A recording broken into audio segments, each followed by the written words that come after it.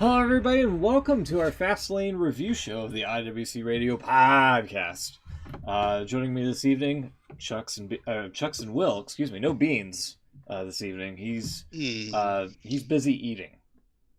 For the next 2 hours, he will be busy eating. Yeah.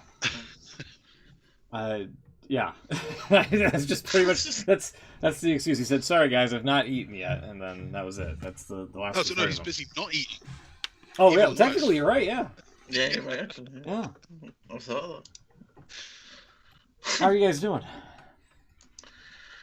Pretty good. Pretty good.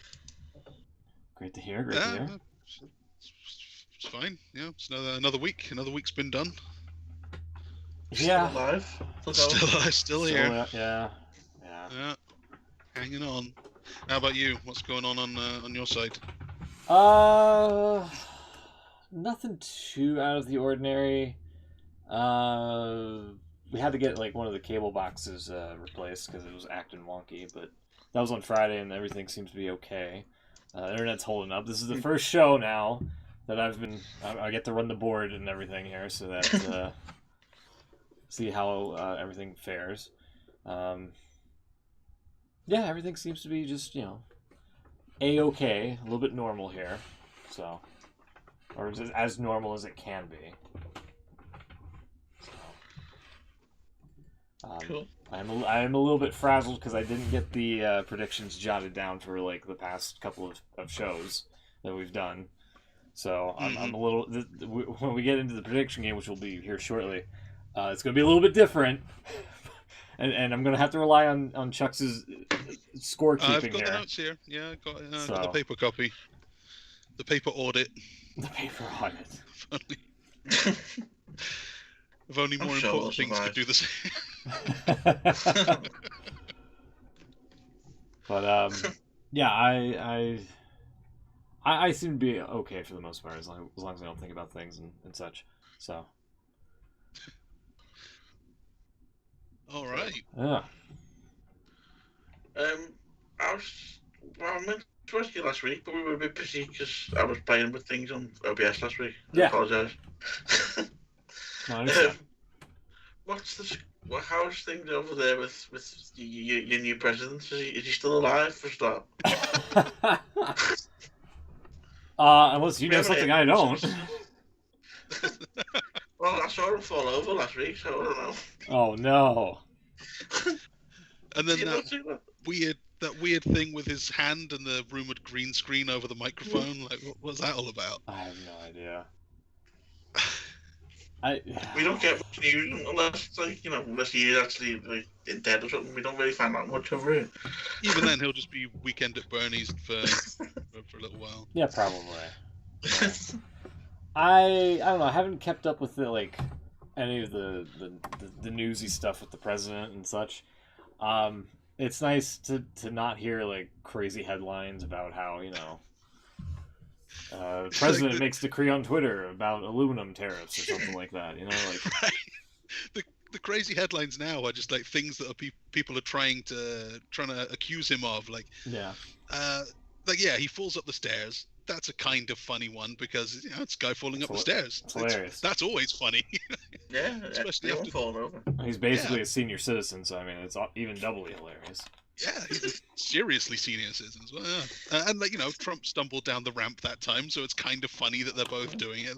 I would never fall over, and then falls over. That's good. Yeah. Then there's that weird one. He comes out and says basically nothing to the media. But there's a microphone in front of and behind his hand, and it looks weird. It does look like it's seen it. I've heard about it, but I've not actually seen it. It looks like a green screen, but there's no reason for them to do it. Why would you need to do it? And there's other camera angles that look fine. So it just looks weird. So, but that's the headline. If you go to certain areas of the internet, that's the headline, that they're faking things. I don't know, to make him look more capable than he really is, or I don't know. Then he did his first press conference where, as a very senior citizen, he lost his train of thought multiple times and read from notes throughout the whole thing. Yeah, he did that. That's the thing he did. if that's the big controversy, I think you're doing all right. Yeah. I think so too. Because he kind of did that in the lead up to the presidency, where he was doing all the He touring. did barely anything in the lead up, right? He just let Trump talk his way out of it. Pretty much. Yeah. So I don't know. It's in that regard, I'm okay with it. If he forgets like a line or two, that's fine. Well, yeah, that was also the one where he was asked about gun control and like immediately just answered a question about infrastructure. Oh God. No one called him on it. But that's the thing. He's a really old man. They asked him if he was going to run next time, and he was understandably just went, I plan to, but like, come on. He couldn't say I'm really old and like I might not be able to. He gave the best answer he could. That's the plan, and they like wouldn't let that one go. That was weird. Yeah. I don't know. That does seem very weird to ask that kind of question. So soon. He's been in office for like, what, 2 months? Nearly 3 months, not even. They're already asking about 4 years.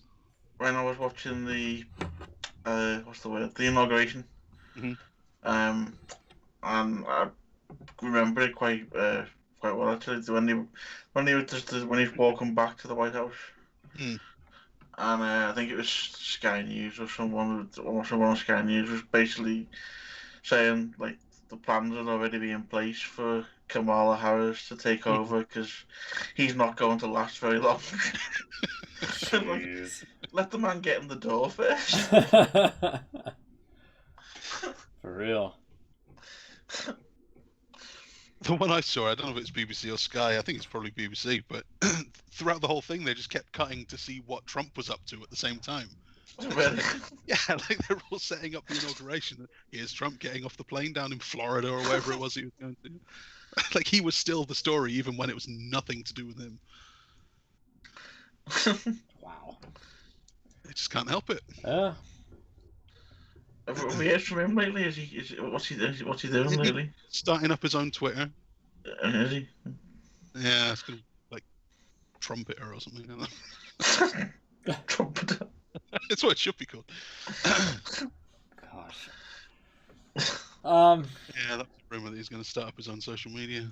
Maybe he might bring back Tout. Could he not? Never know.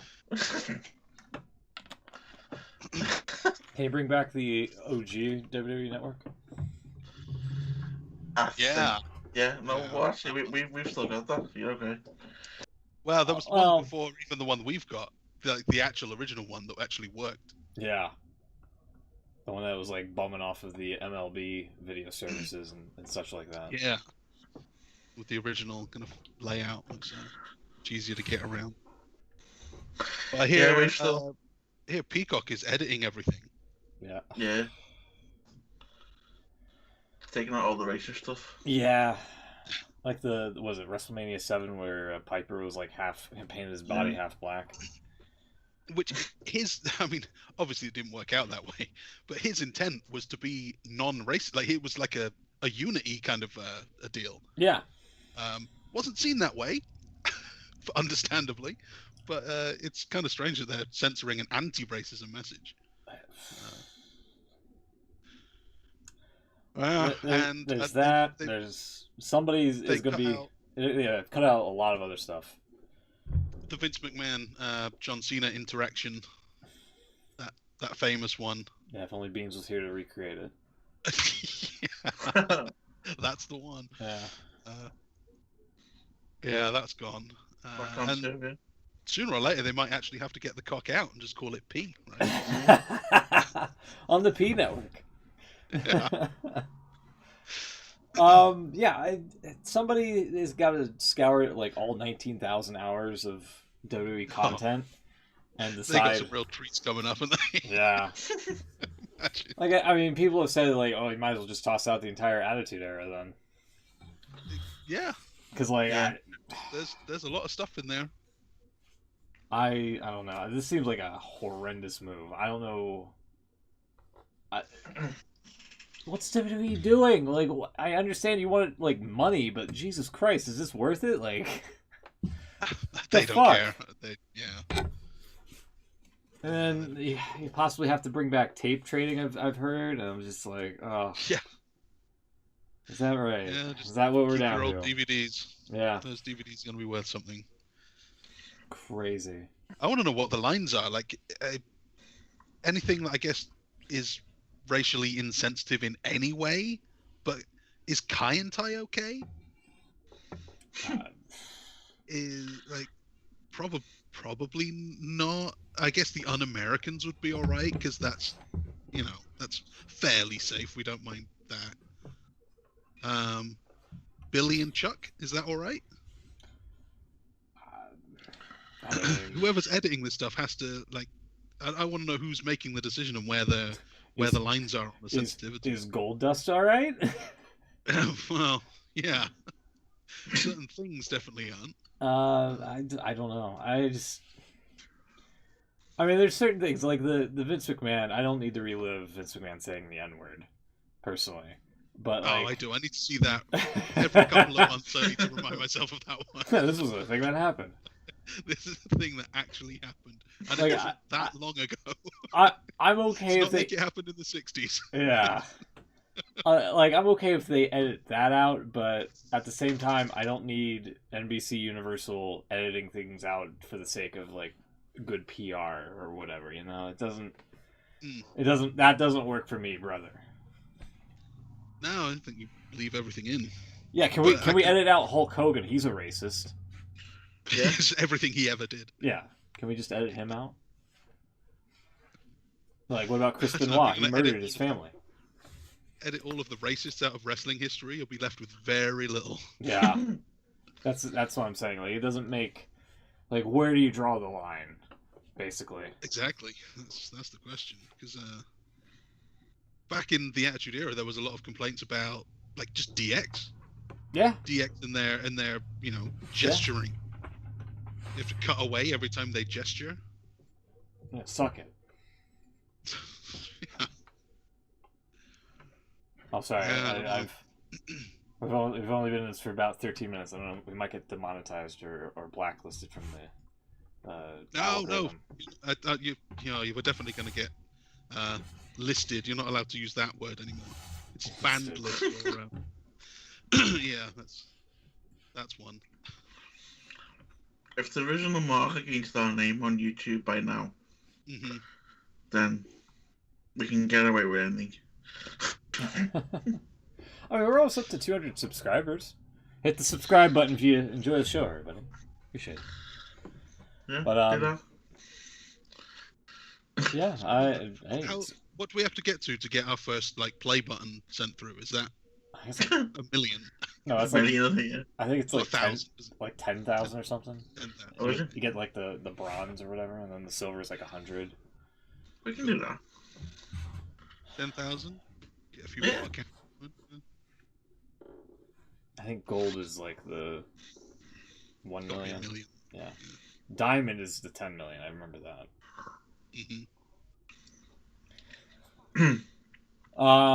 Yeah. Right, I need to do this. I've got. I don't know if this is going to work. What do you got? That was weak. If you heard that at all. There's slightly a fizz to it. Yeah, it's a bottle, not a can. This week. Oh, I have a can. Bottle of what?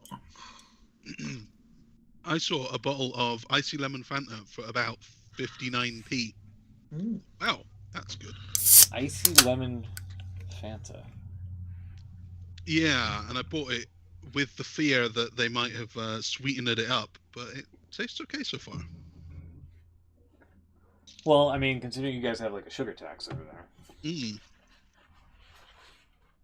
Not the worry. Yeah. That's for whatever reason you guys don't. It's supposed to be, but it's not as bad as Dr. Pepper. Not as bad as Dr. Pepper. Yeah, that's what have you got against Dr. Pepper? It's not great. Yeah, everything. Oh yeah, fair enough. I don't know. Dr. Pepper's basically like I'll drink it, but that's where I draw the line for like soft drinks before you get into like diet stuff with like aspartame and sucralose and all that stuff. Yeah. So I feel you there. I used to really like a Dr. Pepper. Just not allowed it anymore. Again, sugar tax. I blame the sugar tax. I blame the sugar tax for everything. I'm not sure you will be, Smoot, but I'm guessing you will know the drink Iron Brew. Yeah. I've heard of it. There was a story that was back in the day. It was actually made with steel, hence the name Iron Brew. But, it's definitely not made of steel. No. However, it's coming up to. I've just been reading here some. Sorry, talk about yourself for a minute. 1901, it was introduced. Yeah, it's some kind of anniversary coming up. I don't know. It's obviously not the anniversary since it was made, but whatever anniversary it is, they're bringing back the original recipe. But they're only selling it in Scotland where it's made. Huh. So yeah, I need to go to Scotland and buy some because it used to be really nice. But no, because they're making it without sweetener and as it was back in 1901. Ah, nice. So yeah, I need to go on a road trip to Scotland. So apparently, Iron Brew, as a thing, like with the letters all in, they call it Urn Brew because Iron Brew is like the generic name for that soft drink. So the first actual Iron Brew, as in what cola is to Coke, I guess, was made in New York in 1889. Oh. Okay. So it's it's thought of as a Scottish thing, and I guess that brand is, but not. I don't know where this story came. It would be made with metal. Don't know where that comes from. So apparently there is ammonium ferric citrate in it. Those are words. Yeah. Yeah. It's an acidity regulator, and I guess it has iron in it. It is ferric. It's ferrous. Oh wow! I've just found I can buy some on Amazon. Some of the original. Yeah. Ooh, I'm trying that. £30. It's not going to be as cheap as £30 for a case of 6 bottles. It's expensive, like. That is pretty expensive. I only buy Iron Brew because it's cheap. What does it taste like? Yeah.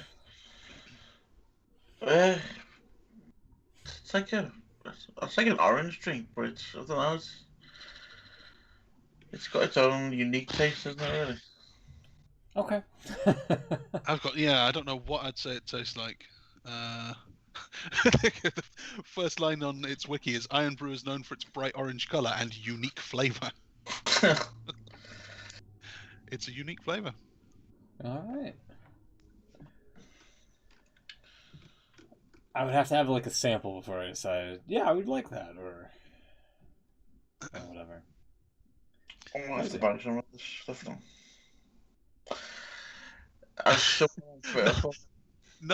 Quora. Someone asked on Quora what flavor would you describe Iron Brew, and the top answer is nothing tastes like Iron Brew. The orange color is from ammonium ferric sulfate, which also produces the bubble gum and rust flavor. Huh. Yeah. See where they go. Yeah. Yeah, it's rusty kind of bubble gum. Okay. Uh-huh. So I probably hate it. On the story of It tastes like frost. On the Twitter story of this 1901 version coming back, someone put, very cool, Coca-Cola should do the same thing and go back to their original recipe with cocaine. Yeah, there's cocaine in it, yeah. It'd be great. Should we get to the prediction game now? Now that we've bantered a little bit. Talk about wrestling again. Yeah, sorry. I know. Just to get this out of the way, and I can somewhat try to figure out if this works or not. Oh yeah, you need to. Yeah, fair enough. Yeah. Go on then.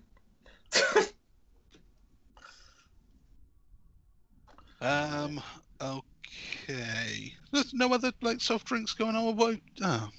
Well, speaking of soft drinks, you guys know Pepsi, right? Yeah. No. What's Pepsi? What's you know? Are you guys familiar with the Peeps that you get at Easter? That doesn't taste like Coke. No, it tastes nothing like Coke. Tastes nothing like Coke. Yeah. I know of Peeps, but I've never actually had one. I don't think they do them over here. They're just marshmallow. Right? They're marshmallow with like a sugar coating on the outside. Yeah. Would you like to guess what's being mashed up for this spring? Well, I mean, you've asked us about Pepsi and Peeps, so. Yeah. My mom showed me this, and I was like, Peepsy, yeah, basically. This looks absolutely disgusting, in my opinion. Here, real quick, let me throw it up on the stream here. But this looks absolutely gross. I cannot stand Peeps. I think they're just an abomination of an Easter staple. I've heard that a lot, that no one actually likes them. I cannot. I would have to have like a can from like a vending machine of that. I do not want to commit to a bottle or like a 12-pack or anything like that. That's just We've tried the Peeps Pepsi and it tasted just They look like this here basically. Like they look like a little bird and it's like got the sugar coating, but they're literally just made out of like marshmallow and marshmallow fluff. Oh, okay. The best thing to do with them is to like stick them in the microwave and put a toothpick in them, and then you just peep joust. Like you have two of them in there, and they like whichever one's like the least deflated is the winner, I guess. So you don't even eat them; you just make them fight to the death. Yeah, basically. So Delish.com has an article saying, "We tried the Peeps and Pepsi soda collab, and it tastes just like liquid candy. How did they do it?" Oh. Well, I mean, it's Pepsi, right? Pepsi is basically liquid candy. Yeah. It's not that crazy. Yeah. I can't get behind it. I'm sorry. I mean, the Pepsi Cinnamon from a couple years back was fine. I never had the salted caramel Pepsi from the winter, also a couple years ago. Couldn't find it. But this just seems like an abomination. I'm sorry, in my opinion. So. This mentions other limited edition Pepsi flavors like apple pie and hot cocoa. Get out. Right? Apple pie Pepsi. That sounds like, I think it was it was like some sort of exclusive. What some sort of exclusive nonsense, I remember. Like you had to do like something and they would send you like a thing in the mail for it. I can't remember. Yeah, apple pie. Introducing Pepsi apple pie. Yeah. I guess that was around Thanksgiving or something. Pepsi apple pie. Cocoa flavor. Oh.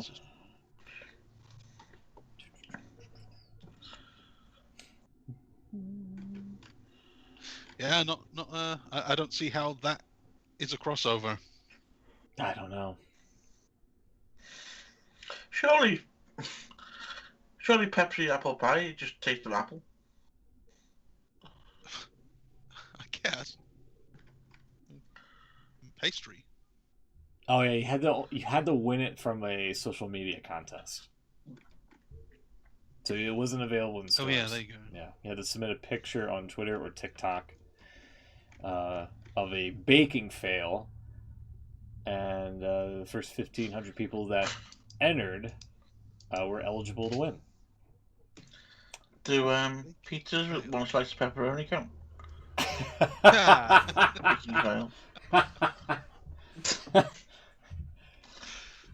Submit it. Yeah, give it a shot. It would win, but Pepsi would send the drink to Goodfellas. Yeah. Yeah. Exactly. The middleman. Exactly. Yeah, that seems really dumb. I remember. Yeah, now that I'm refreshed on the caveats to that, that's really dumb. Just put it in a 12 pack in a store somewhere. I'll buy it. Like don't. Would, yeah. Yeah, I would. Don't make me jump through hoops. Okay. Anyway. Let's... So you're not drinking apple pie right now? No, it's wild cherry. Wild cherry. Yeah. I could really do with a drink. I've just drank all of mine and I'm feeling a bit left out. No. No.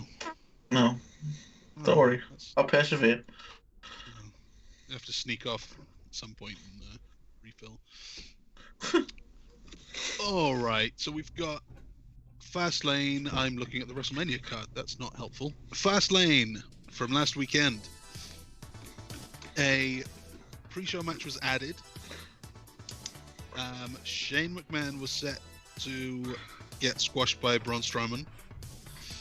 And Will sent the tweet out asking who we would pick for that one. I was a couple hours late, and I didn't even know that there was a pre-show match. Or a couple of hours. So who was it between? Well, it was going to be Shane and Braun. Uh-huh. So Will predicted Shane. Me and Beans went for Braun. On the pre-show, I would go with Shane. I would have gone with You Shane. would go with Shane? Yeah. Okay. That's good to know. So, on the pre-show, Shane showed up with an injury. Was it his leg or something, I think? Oh, what? He's limping. From what? I don't know.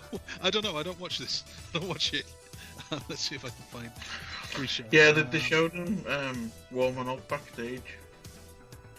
And yeah, basically done something to his leg while warming up.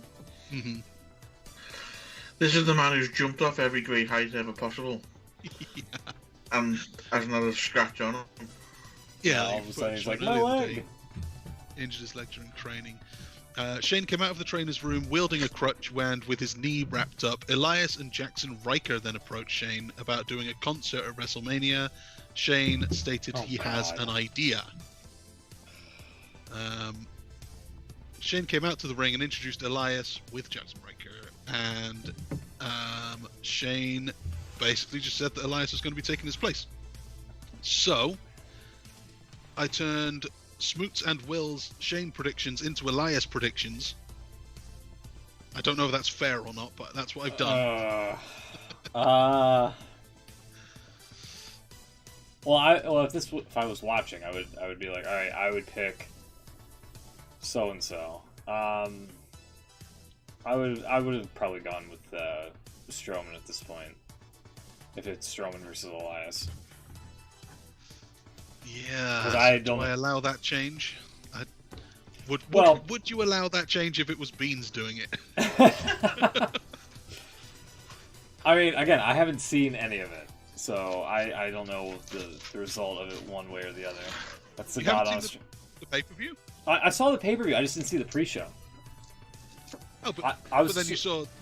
I was you 2 saw the hours Strowman late, match. I think.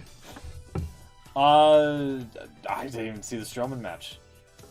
Oh wow. Okay. But if you were to tell me Strowman versus Elias, I would have to go with Strowman. Off of premise alone.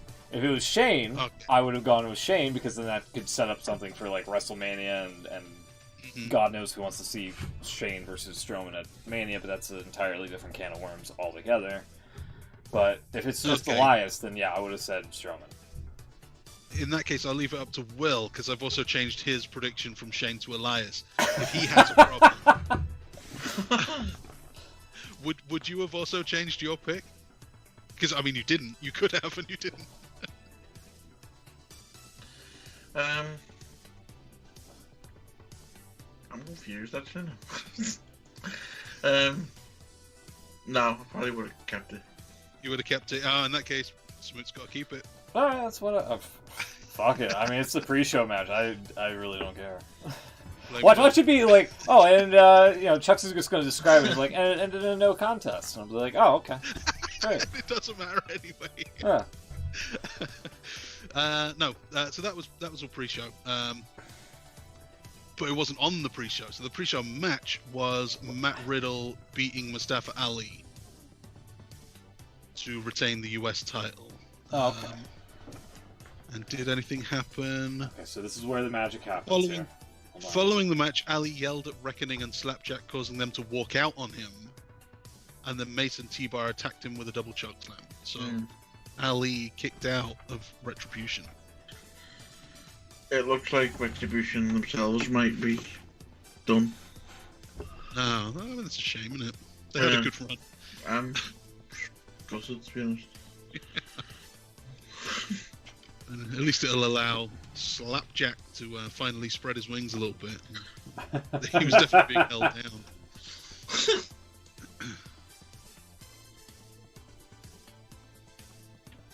But that is points all round, except Will had Ali predicted to be a champion, and instead he's worse off than he was before. Bad night for him. Yeah, I thought this was going to go one way or the other. You're going to win the title. Sure. Or at the end of Retribution, and turns out it was the other way. Yeah. They can't stick with these names, right? If they're going to do anything with T-Bar, he has to be Dominic Dijak, whatever. I still think they've got a ready-made feud there for what's Dio Madden's name now? Mace. Mason Brock. He should attack Samoa Joe. Yeah. And you took my spot and stuff, and easily get them both back in the ring. Would he be pissed that he was kicked out of the commentator job and now has to be a wrestler? And usually the other way around. I had a really cushy job at the announce booth. Now I've got to do this shit. Have you seen what they make me wear?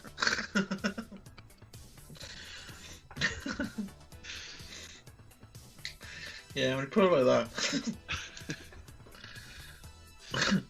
I want to see the match though. I want to see Samoa Joe come back.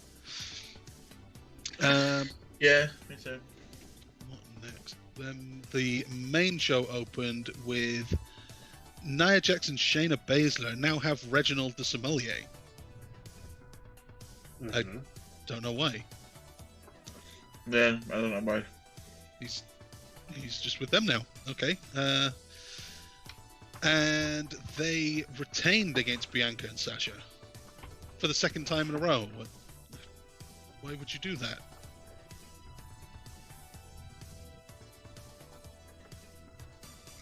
Sorry, I don't really know what's going on with the women's game on SmackDown.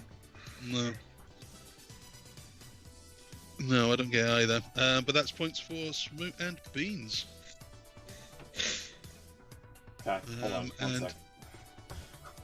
Not a whole lot to say about this one, I guess. There was a little implosion at the end that cost them the match, Bianca and Sasha.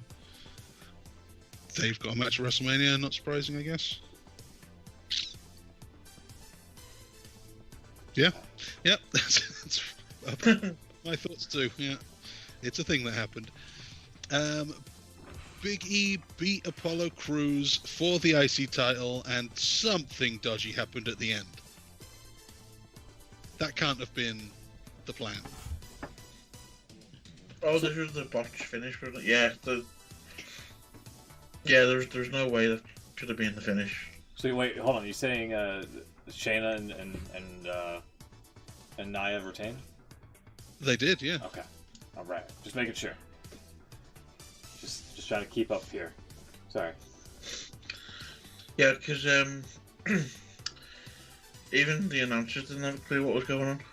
Yeah.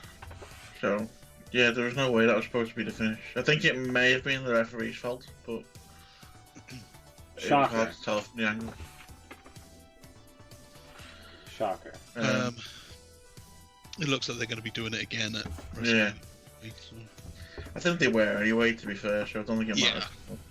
So Big E won. I did hear about the weird botched finish on this one. Yeah, it was a really weird one. It was like just a reverse pin. It was like a roll up into another roll up, and it was You know, just kind of over out of nowhere. No finishes hit. It was a weird one. So that is points for me, Smoot, Will, for everyone here. Beans went for Apollo Crews, and I don't know. He got maybe screwed out of a point. Right. Yeah. Who the hell knows? I do think, as much as I laughed at the sort of gimmick change when he actually did it, Yeah. the new Apollo's a lot better than the old one. What do you think of the accent, though? Well, that's it. That's what made me laugh, because it was the way he did it sort of mid-promo. Yeah. Um, Like my granddad used to say, like, did the accent and then just never stopped doing the accent. I mean, I guess it'll be one of them things we'll just come to forget he used to be American. But yeah, I don't really have a problem with it. Obviously, it's just that initial bit where he did it, as I say, mid promo. It was just a bit cheesy. I think if he'd have gone off TV for a bit and come back as the new character, then that might have been a bit better. Yeah, maybe. But then, I just don't get the spear. Why is he carrying a big spear? because he's racial stereotypes. Yeah. Yeah, he's not safe for a peacock.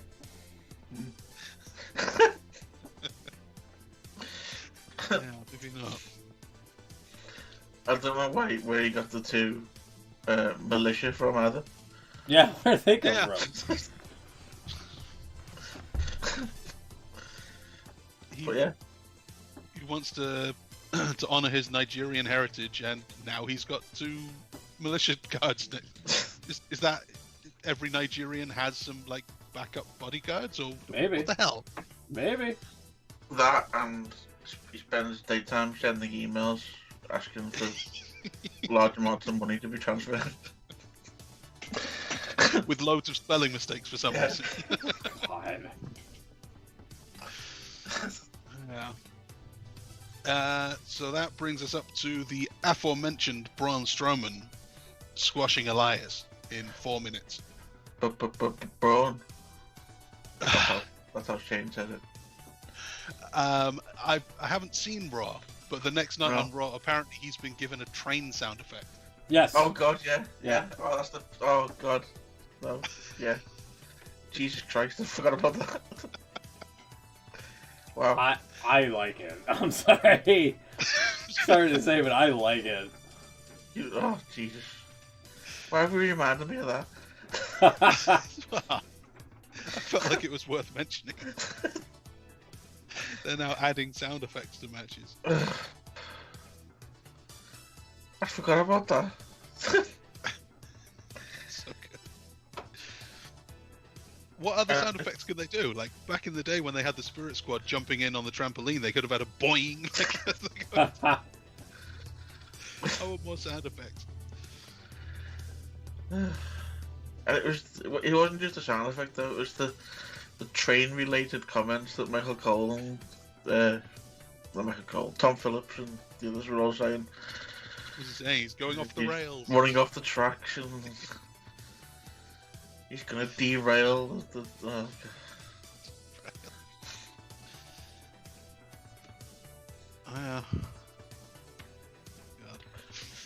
I just had to do it at WrestleMania when there's a crowd there and everyone just goes choo choo. That'll be funny. Even if it's just Mojo Rawley, say choo choo playboy. That's his thing for a while. Where is he? Where did he go? He disappeared after the Gronk Mania. It's mate Gronk, yeah. Well, and his other mate, who was the guy who won the 24/7 title. Oh yeah, what's Richard? No. The other one who actually held it for a few days. He was like an NXT call-up for like a day. Yeah, Tino Sabatelli was tagging with this guy. Why can I not remember his name? That's gonna bug me. Where happened to Tino Sabatelli? Is he still around? Still in the performance center. 37 now, apparently. He was on no. He's currently signed to WWE under the ring name Tino Sabatelli. He also worked for All Elite Wrestling. Really? Oh. I thought Riddick Moss. Riddick Moss. Riddick Moss. Riddick Moss, yeah. So on April, he was one of the April releases last year. He then showed up on AEW Dark, and then came back in October. He was on the first documentary on the network? Breaking Ground. So, that's the one. He was on that. That's where I remember him from. Yeah. Him and Baron Corbin. Corbin was on it. Aaliyah was on it. Yeah. What's her name? Yeah. It is, isn't it? No, that's his daughter. Who? Ray's daughter's called Aaliyah.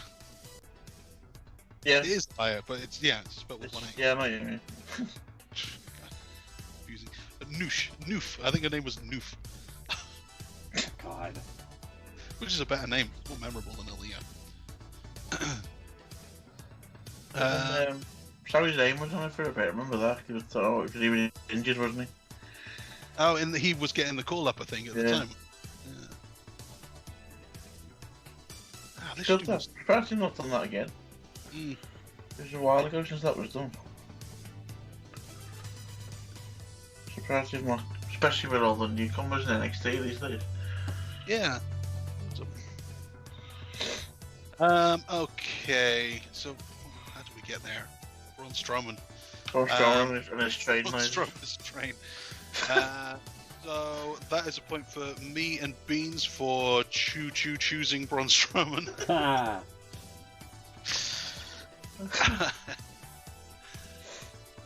And then Seth Rollins, Shinsuke Nakamura had a pointless mid-card match for nothing. Yeah. But it's just a stepping stone, isn't it, to get to the Cesaro match at Mania. Imagine that. Using Shinsuke Nakamura as a stepping stone to get to Cesaro. The only good thing that's come out of all this is that Nakamura's got his proper music back. Yeah. And Cesaro's being treated like someone worth having for the first time. Yeah, that match has been made official for Mania now. Cesaro Seth Rollins, there it is, night 1.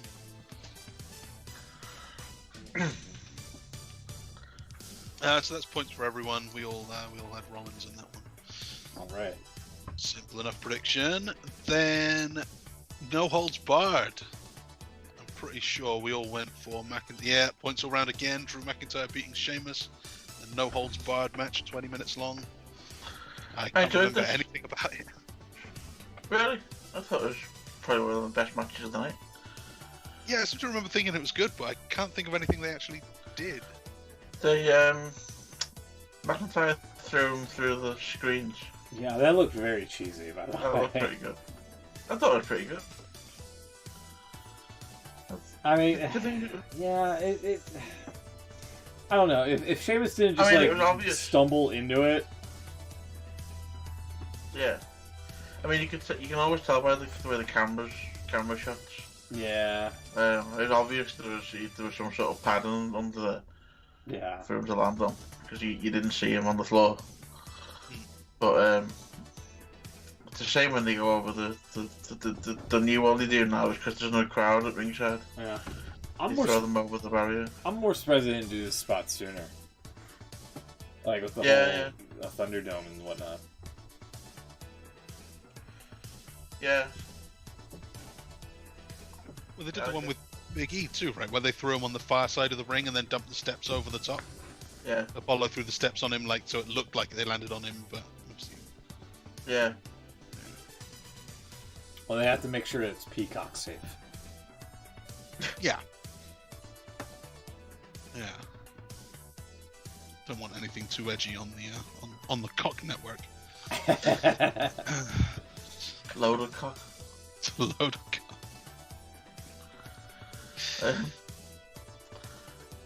It's a bonus points for them in this match for using a piece of the announce table as a weapon. Piece of the announce table. Yeah. Oh man, how devastating can hard plastic be? look especially devastating. I thought it was a decent match, and you could tell they weren't going easy on each other because you could see the marks on each other. Mm-hmm. So I thought it was pretty good. I always thought McIntyre would win it. I didn't think Sheamus had a chance, to be fair. Yeah. It was not Sheamus's night. Cool photos at the start as well, showing their 20-year friendship, seeing them going back. Yeah, that's pretty good. See, that's actually legit. Then, speaking of legit, Alexa Bliss and Randy Orton. They did a thing. Yeah. They did. I don't really know what to say about this one. I think, again, it's one of them things where they're thinking outside the box a little bit. Obviously, they couldn't do this if they had a crowd there. So, because it's very stupid. I don't know, I think. The fans aren't there to boo it out of the building anymore, so now's our chance. I don't know, I can see. It's obviously a bit out there, don't get me wrong, I'm saying. I don't know. Excuse me. I'm coughing up black tar.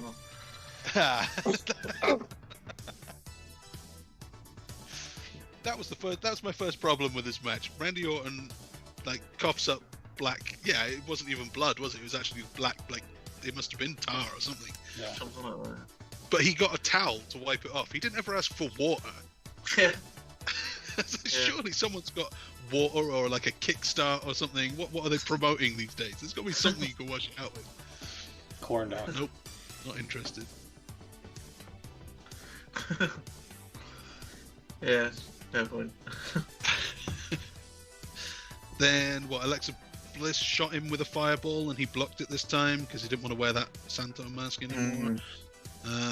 They went to the outside and she dropped an old lighting rig on him. 1980s lighting rig.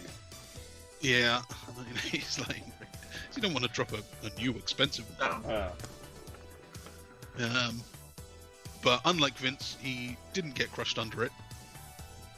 My leg, Paul. I can't feel my leg. Call for Paul. I can't feel my leg.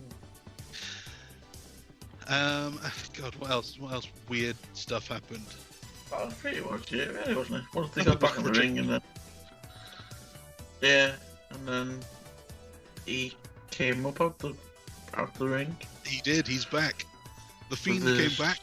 He is all burned up, which I guess is a good thing, because he was all burned up. It would have been weird if he wasn't. Yeah. But, yeah. So he's back. He's all melted now. He's all charred, like Kane was for that first show. Yeah. Until he wasn't anymore. Only you could see through the eye hole of his mask that actually he was fine. Could you? I don't know. Yeah, there was the eye hole was kind of below his eye, and you could see his cheek there, and it was just, it's fine. You should probably make up that like Kane used to.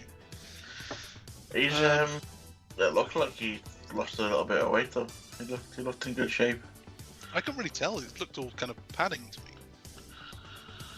Yeah, you could just tell he wasn't as bulky. Husky. As Huskies used to be.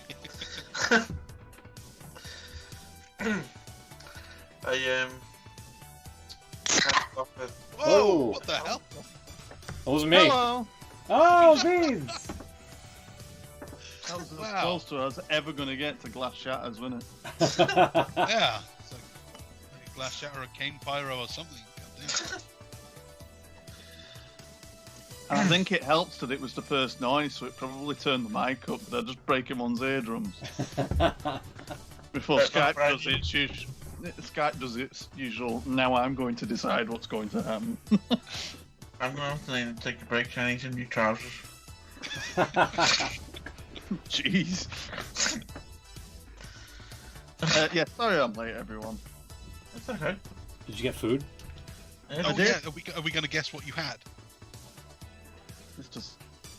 I think it's going to be something potato based. I don't know if it's going to be like a jacket potato, but I think there was a potato involved. Was it a snack or a meal?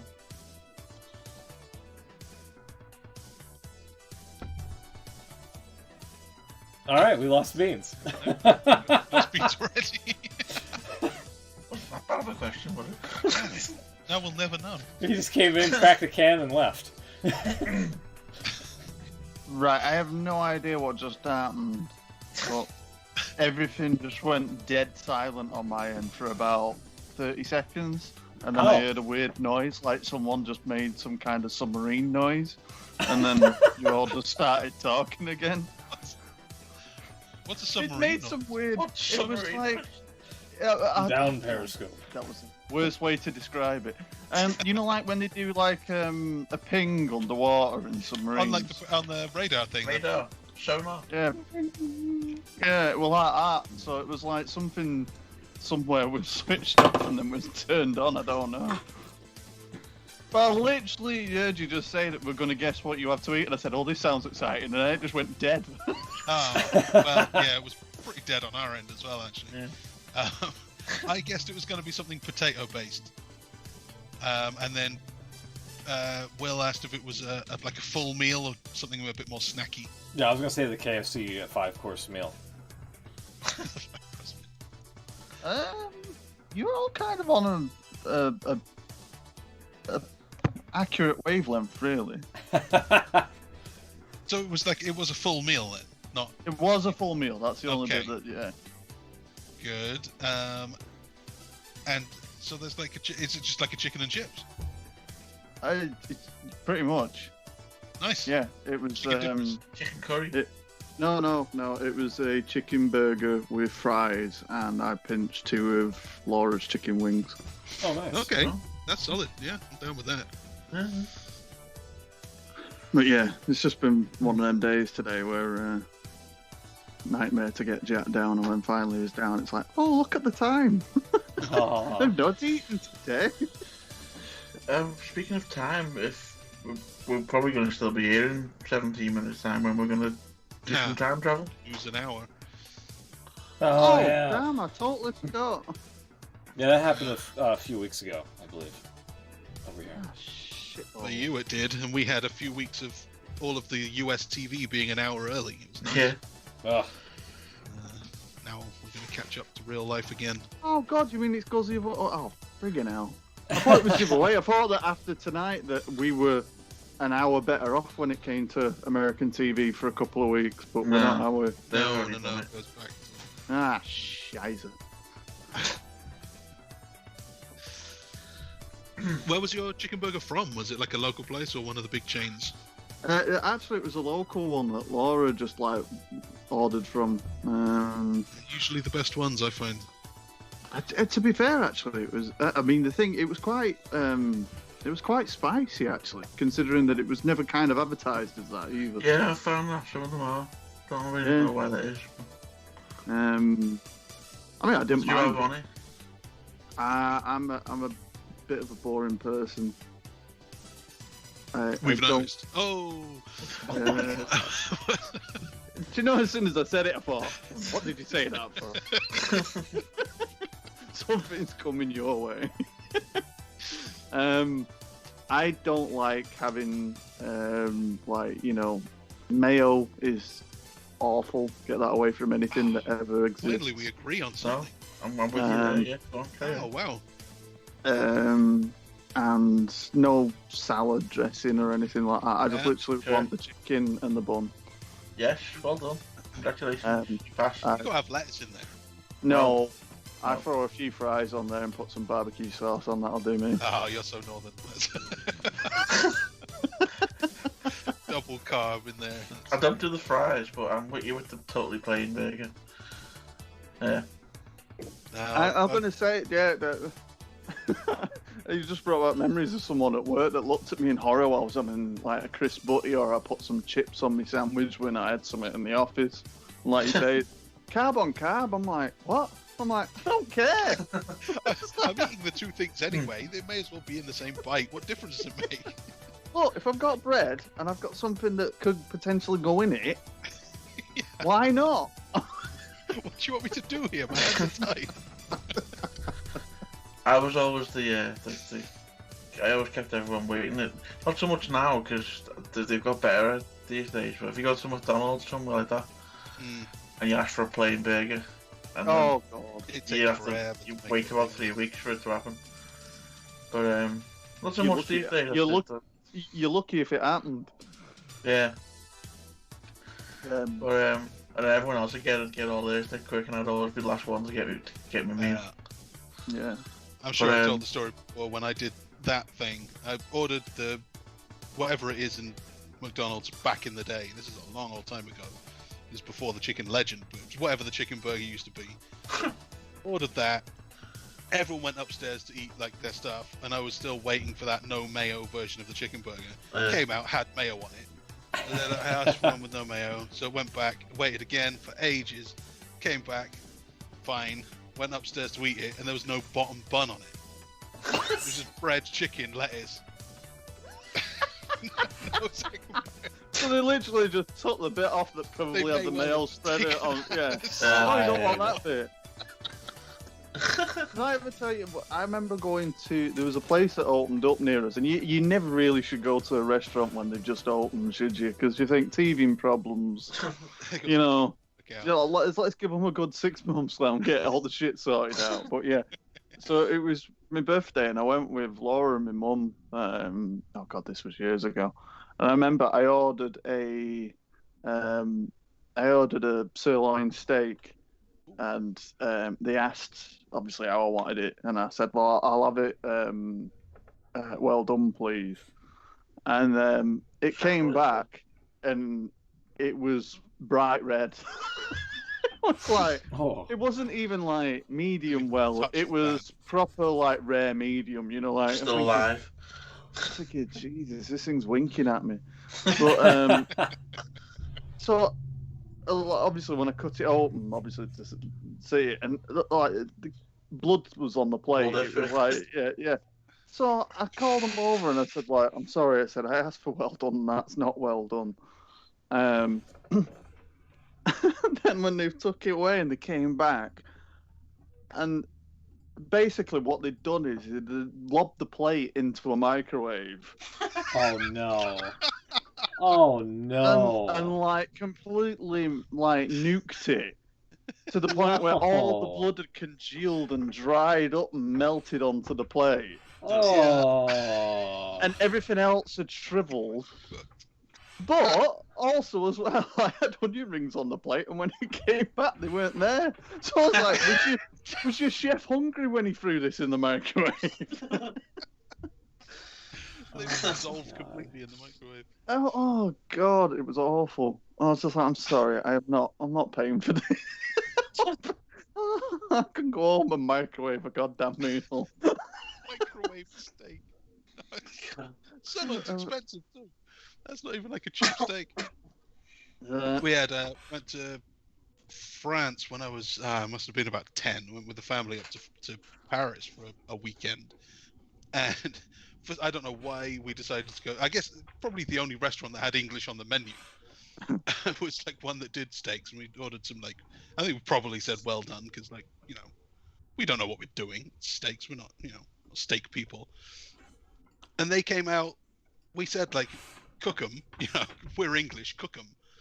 They come out and they're still basically raw. So we said like, can you just do it for a bit more? Can you stick them back on for a bit more? They come back out and it's still basically raw. Can you like a little bit more on this? Like the weight is like whatever you're thinking, double it. couldn't grasp the concept that we wanted it cooked more. Like, we've already killed the steak. But it's wanted to make sure it's cooked. Raw steak. And yet, like even then. As uncultured as we must have been, we knew that they were right. That is how you do steak. But like, it's blood. Ugh, it's horrible, isn't it? Yeah, I would say that I'm a little bit. I can eat a medium steak now, but yeah, I have a limit. I mean, like, Laura's sister can eat it blue, and it's just like, whoa. It's just like, damn, that thing's got a pulse. You can't actually enjoy that, right? She loves it. No, that's like someone ordering the spiciest curry. It's like you're not doing that for enjoyment. You're doing that to show off. No, I don't think she is, because she's just. I don't know. Yeah, it's definitely not something I could do. No, I'm with you. I'm not much of a steak guy anyway. When we went out and she ordered it, the guys on next table who were on a Friday night out just looked at it as if to go, "What the hell?" Remember sideways looks like, she's really gonna eat that? Yeah, scary stuff. So we were in the middle of the prediction game. Well, it wouldn't be like me to turn up and ruin plans, would it? No, it's fine. It's fine. I get that. I just popped into the show like the Fiend did, half medium well. Yeah, there you go. We're just there, too. Yeah, we were on that match. And it's only fair that you've got your 10, 15 minutes of like pre-wrestling talk bullshit out of the way. We talked about drinks for a while. It's only fair that you should be able to talk about food. Yeah, that's fine. I've upgraded my drink this week as well, which I think is why the sound effect was a little bit different, because I've noticed a very loud opening cans, these. American cream soda. Okay. Ooh. Did I just hear Will vomit? Yeah. What's the brand? Bar Cream soda. I've had it for years. Used to always get it out of the drinks machine at school, and there were an offer on it from Amazon, I think it was, and it was like £6 for 24 cans. And I thought, well, I've not got to lug it either, so yeah, I'll pay that. So yeah. I can't think of anything weird. A poor lady came knocking on my door with a massive box with 24 cans of cream soda. Oh, I can't stand cream soda. No, I quite like a cream soda. If it's as long as it's not got the sweetener in it, it's I quite like. Well, this is it. It says on it, full on flavour, low on sugar, and it's 7.4 grams of sugar for the can. So it's 8% of your day. But yeah, but it's 8% of your daily thingy, so it's still in green as if it would be if it was like a sugar-free one, but it isn't a sugar-free drink, so it's quite nice in between. You know, when you keep thinking all these things, they're going on about sugar and they all do this zero business. Yeah. If you just did one with half the sugar of what you'd normally do, I'd probably be a bit more for it. Because this doesn't taste any different. I don't know whether they've reduced it, but it definitely tastes how I remember it. I'd have to try. I think the one I've had is Old Jamaica cream soda, and that was quite good. Yeah, there you go. It's real sweet, but it's kind of what you want. Cream soda. Is that a white can with black text on it? No, pink. And they do a good grape soda too. They're one of the only grape soda brands that you can actually get in the UK. Oh wow! I don't think I've had that one. Yeah. I'll keep an eye out for that. So we were just on the intergender contest on Fastlane between Alexa Bliss and Randy Orton. Did you have any thoughts on it, Beans? It was probably about as much as we were expecting, where we knew that there wasn't going to be that. What was it? I knew as soon as Randy Orton did his entrance and the camera panned to the side and I could see the announce desk was completely perfect in place, that this thing had been pre-recorded and it were going to be shenanigans. So, yeah, it wasn't really a match, was it? There wasn't much to it, no. No. Any thoughts on the 1980s lighting rig falling on Orton?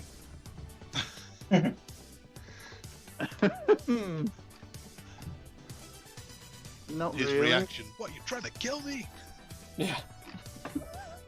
Well, you know, you've been coughing up tar for the last week, so At this point, I think, I'd be tempted to stand under it and say, get it over with.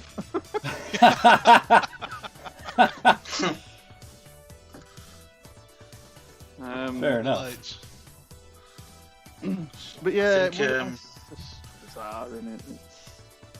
I think he may have enjoyed that pin. Yeah. I thought, That's yeah, what it was a brought that little up. bit, yeah, it was a bit sexual, that pin, wasn't it?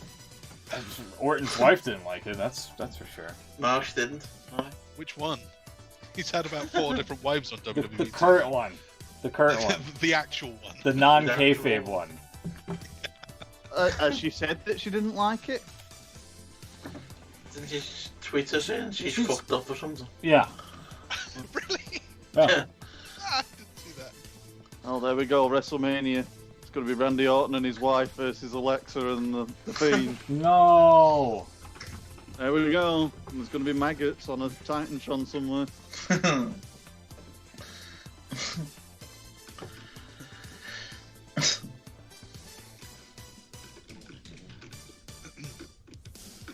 Oh, right, yeah, there you go. Oh, this is great. Angry tweet. Oh, but This was great. been deleted. Oh, it's been deleted? Oh, no, Randy Orton deletes a tweet about his wife being married. So Oh. maybe Didn't that he- one's actually... Didn't he reply? Because he's been having a little bit of a Twitter spat with Soldier Boy? Soldier Boy. Soldier Boy. Apparently my wife doesn't care too much for Alexa Bliss. Maybe Soldier Boy should tell her it's fake. Yeah. Flirting on Twitter is the best. Flat out. He's really Flat good. out. He's the best on Twitter.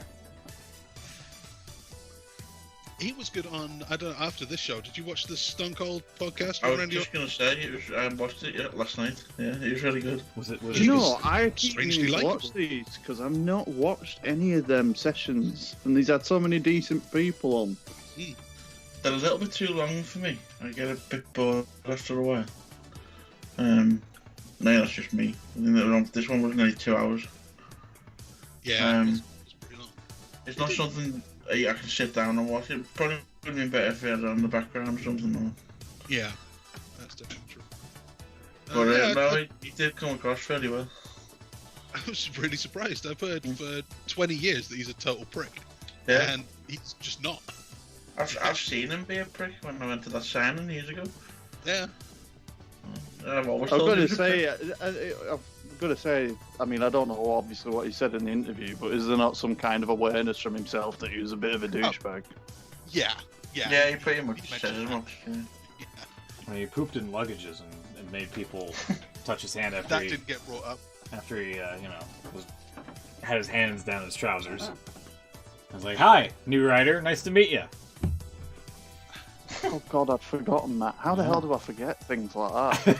That's horrendous. That is. Wow. Allegedly.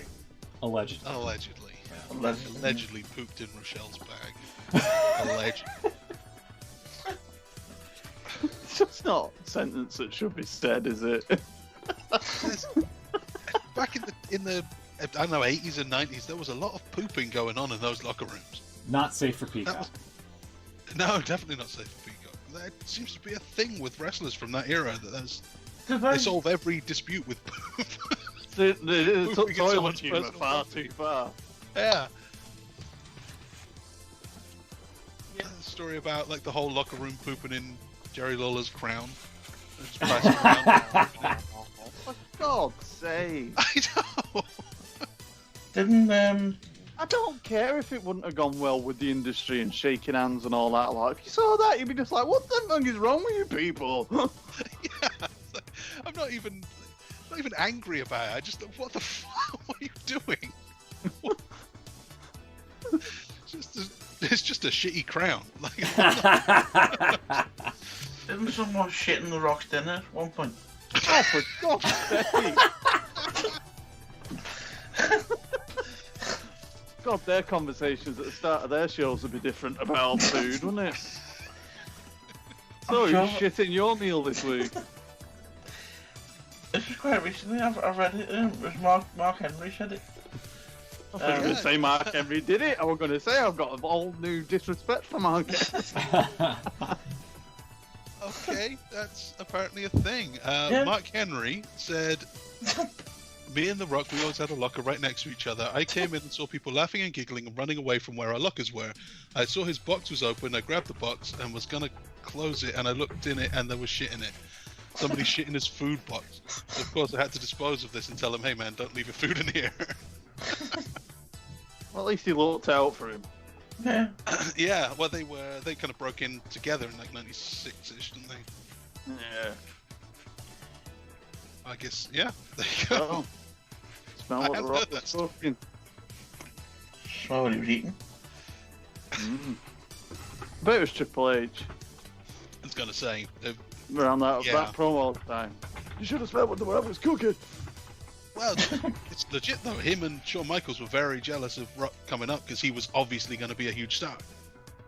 And they were very protective of those top spots.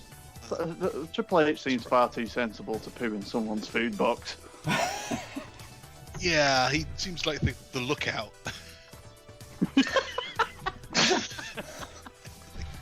Go on, Yeah, great Sean. idea, Sean. Like, get on that. I'll make sure no one goes. Yeah. Yeah. Moving on. Seems like a Vince thing to do. If it would actually do it. I think he would. $1 million poop in the lunchbox. Like that. Wasn't there a thing someone said once about him? Was it? Oh, jeez. It was the guy that did the podcast. Oh, the that guy. Yeah. Jeez Christ. I can't think of his name. Colt Cabana. No. Who else? Brother Love. Brother Love. Yeah. Bruce. Yeah. I think he said on one show or something where he was in his Corvette with him while he were driving to a show and he just kept farting or something. Just like, sounds like you're in a car with a child. Yeah. I bet you Vince found it hilarious as well. That's what I mean. I think he was saying something like he was literally like pissing his sides at his own farts or something. I might be Goddamn, that was completely wrong. great shit. That's great. You should have seen what I did in the Rock's dinner. Such good shit. Court Bauer said he tried to run him off the road that time as well. They were driving from, I don't know, show to show, whatever, and they happened to be on the motorway, on the freeway together, side by side. And Vince kind of looked at him and did the eyes, like, you know, I'm gonna kill you. kinda, but then like sped off. Court Bauer was like, well, what am I going to do? I'm not going to be a bitch in front of the bus. And like they got into this drag race, and then Vince had kind of, I guess one of the lanes was ending. It was the roadworks or just like ending, merging into the other lane, and Vince wouldn't let him pull in. Basically trying to run him off the road or like make him slow down. Well, what the hell? We're already breaking speed laws and safety. Why not try and kill some? Yes. I guess that's the guy we're working for. What the hell is wrong with this industry? The law doesn't lot of apply things. to Vince McMahon. A lot of things. Anyway, our main event. All right. So points for me and Bean on Alexa's win there. Yeah, boo. And the burnt fiend is back. I'm going to say, what I can't understand, right, is the Fiend wears a mask which is pretty horrific and scary, and his eyes look intense. And then when he comes back after he's been set on fire, he doesn't wear makeup around one of his eyes, so you can see his bare, perfectly normal skin while the rest of it is supposed to be melted. I'm glad you saw that as well. I mentioned that earlier, and yeah, that was my problem with it too. Could have just like, Kane used to put shoe polish or whatever around his eyes, didn't he? Just do what he does with his normal mask, and it would have been all right. But it just because it was a shame because the other eye looked quite menacing with the effect. But Yeah. Is he going to stay like this now? Probably. I guess. Does the Fiend heal, or does he just stay? He has the heel glove. Hurt heel. Yeah, he has a hurting heel. So he's definitely hurting right now. Oh, I'm sure he can just do a promo where he looks into the mirror, looks at his glove that says heel, and then next minute he's the maniacal one in the mirror again. Yeah. But I don't think it's as good a look as it was. No. I thought it was okay, but what do I know? I think I'll have to see it without the lighting.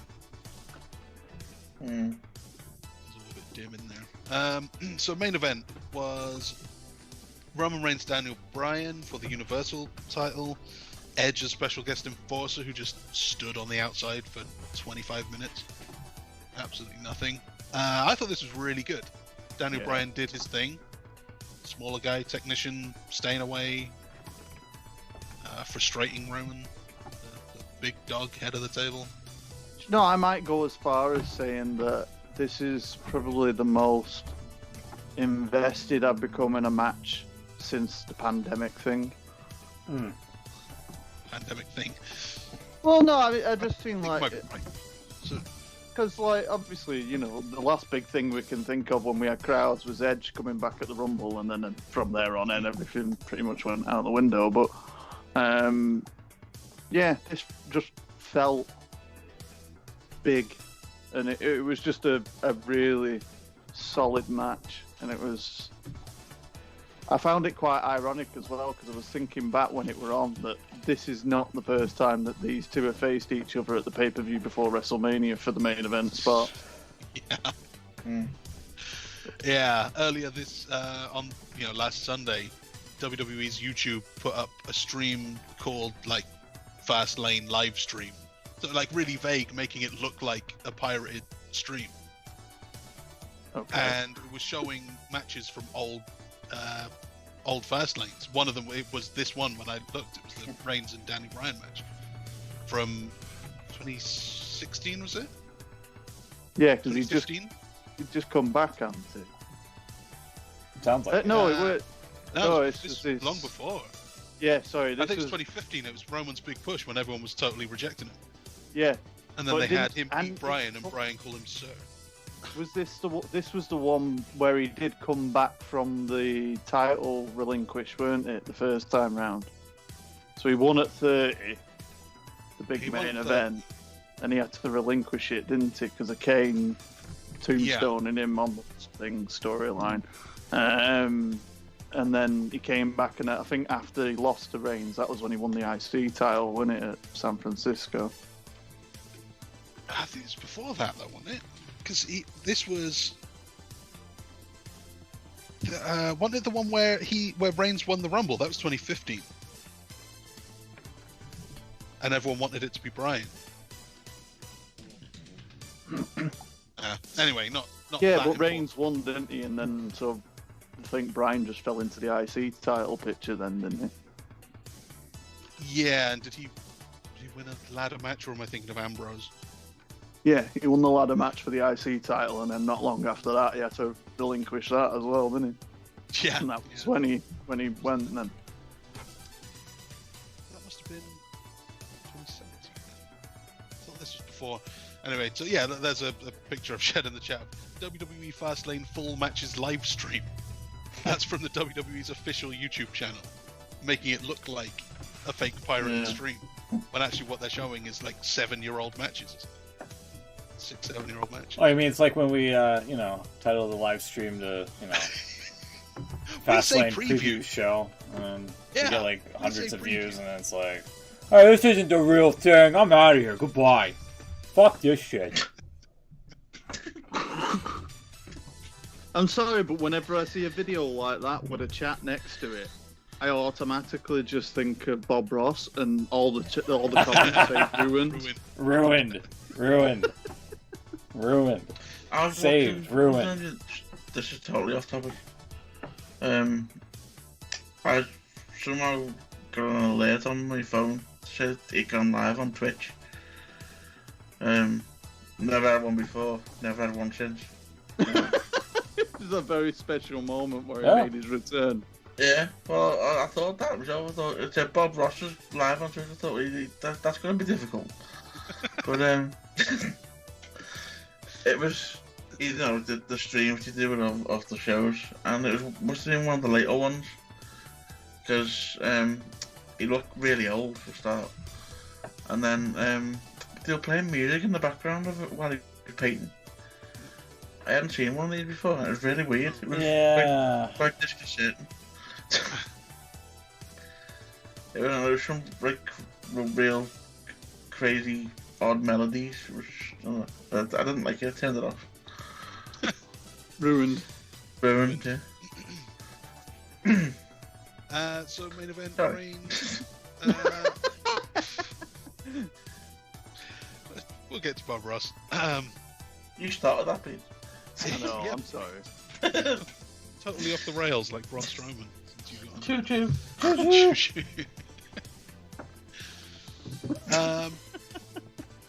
So the end of this one, Edge got involved. He attacked Daniel Bryan, and Reigns wins.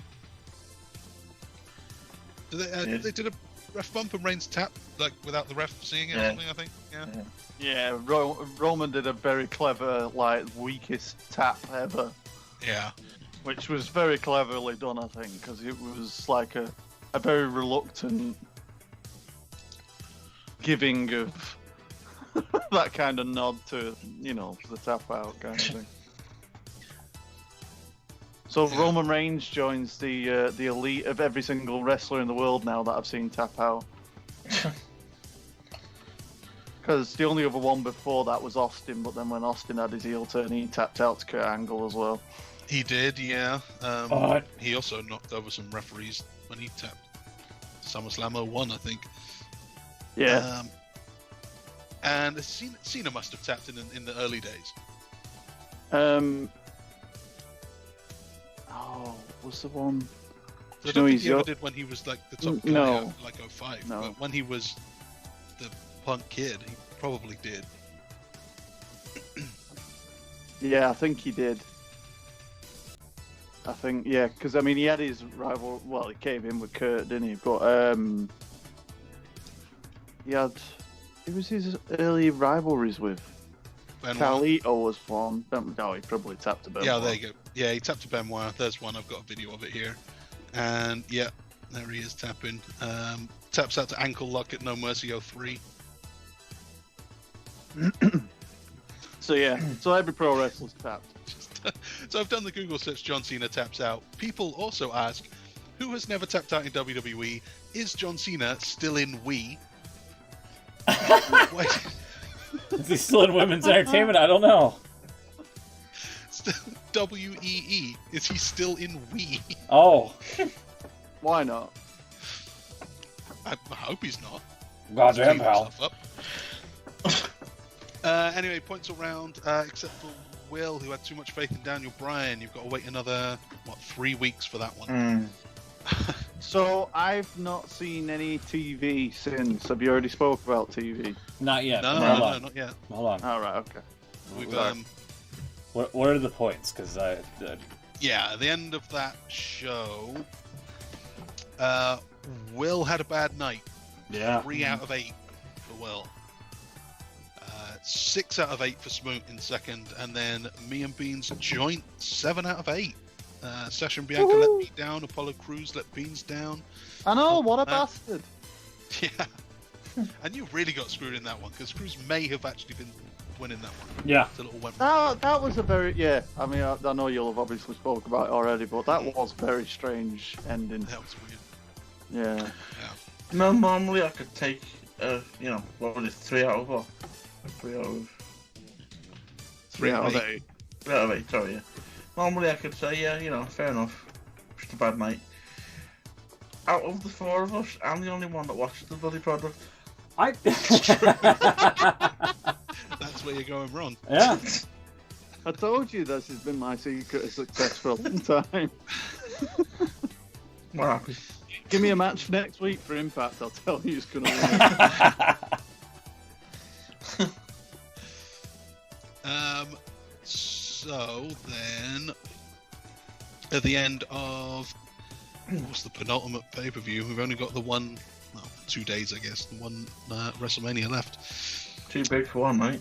Too big for one night again. Yeah. 84 matches predicted so far this season. I thought you were going to say at WrestleMania. 84 matches. I'm going to say, jeez. That is too big for one night. It's too big for a week. Yeah. 84 matches. Smoot is behind, but only just on 53, so that's well over the 50%. Yeah. Then Will in third on 55, Beans on 56, and I'm ahead on 59. I've pulled away a little bit, but it's still close enough. All to play We're for. on 3 behind. 3 behind, and right now there are 11 matches announced for WrestleMania and a few more strongly rumored. So there's a lot to catch up on. The numbers are correct on the screen there. Let's see, you've got 56, 50, 56, 53, 59, 55. Yep, that's all right. Just making sure. Quite close, isn't it? Yeah. It is close. This is the closest we've ever been. Fourth with 1 to go. Wow. All right. Okay, So, now we can talk about TV and all that stuff. Are we covering TV? If you want, yeah. I'm going to say I've not seen any TV, so I'm interested to see what the kind of fallout was. To be honest, Raw, there wasn't much. SmackDown, probably more newsworthy. I meant to point this out last week, actually. He had it for a couple of weeks now since he won the title. Lashley, his new entrance is great. Have you seen it? No. I've no. The only clip I've seen from this week is the Braun Strowman train thing. Yeah. Yeah. We said about that a bit. I have no idea what that is, but it sounds horrific. Oh, Especially seeing as you were saying choo-choo. Choo-choo, Playboy. Remember the thing he does where he basically runs around the ring and they pretend he's a train? Yeah. Well, they've now given him a sound effect. What? Yeah. There you go. I've linked you to the. Oh, I thought, yeah. So Thanks, you can watch that.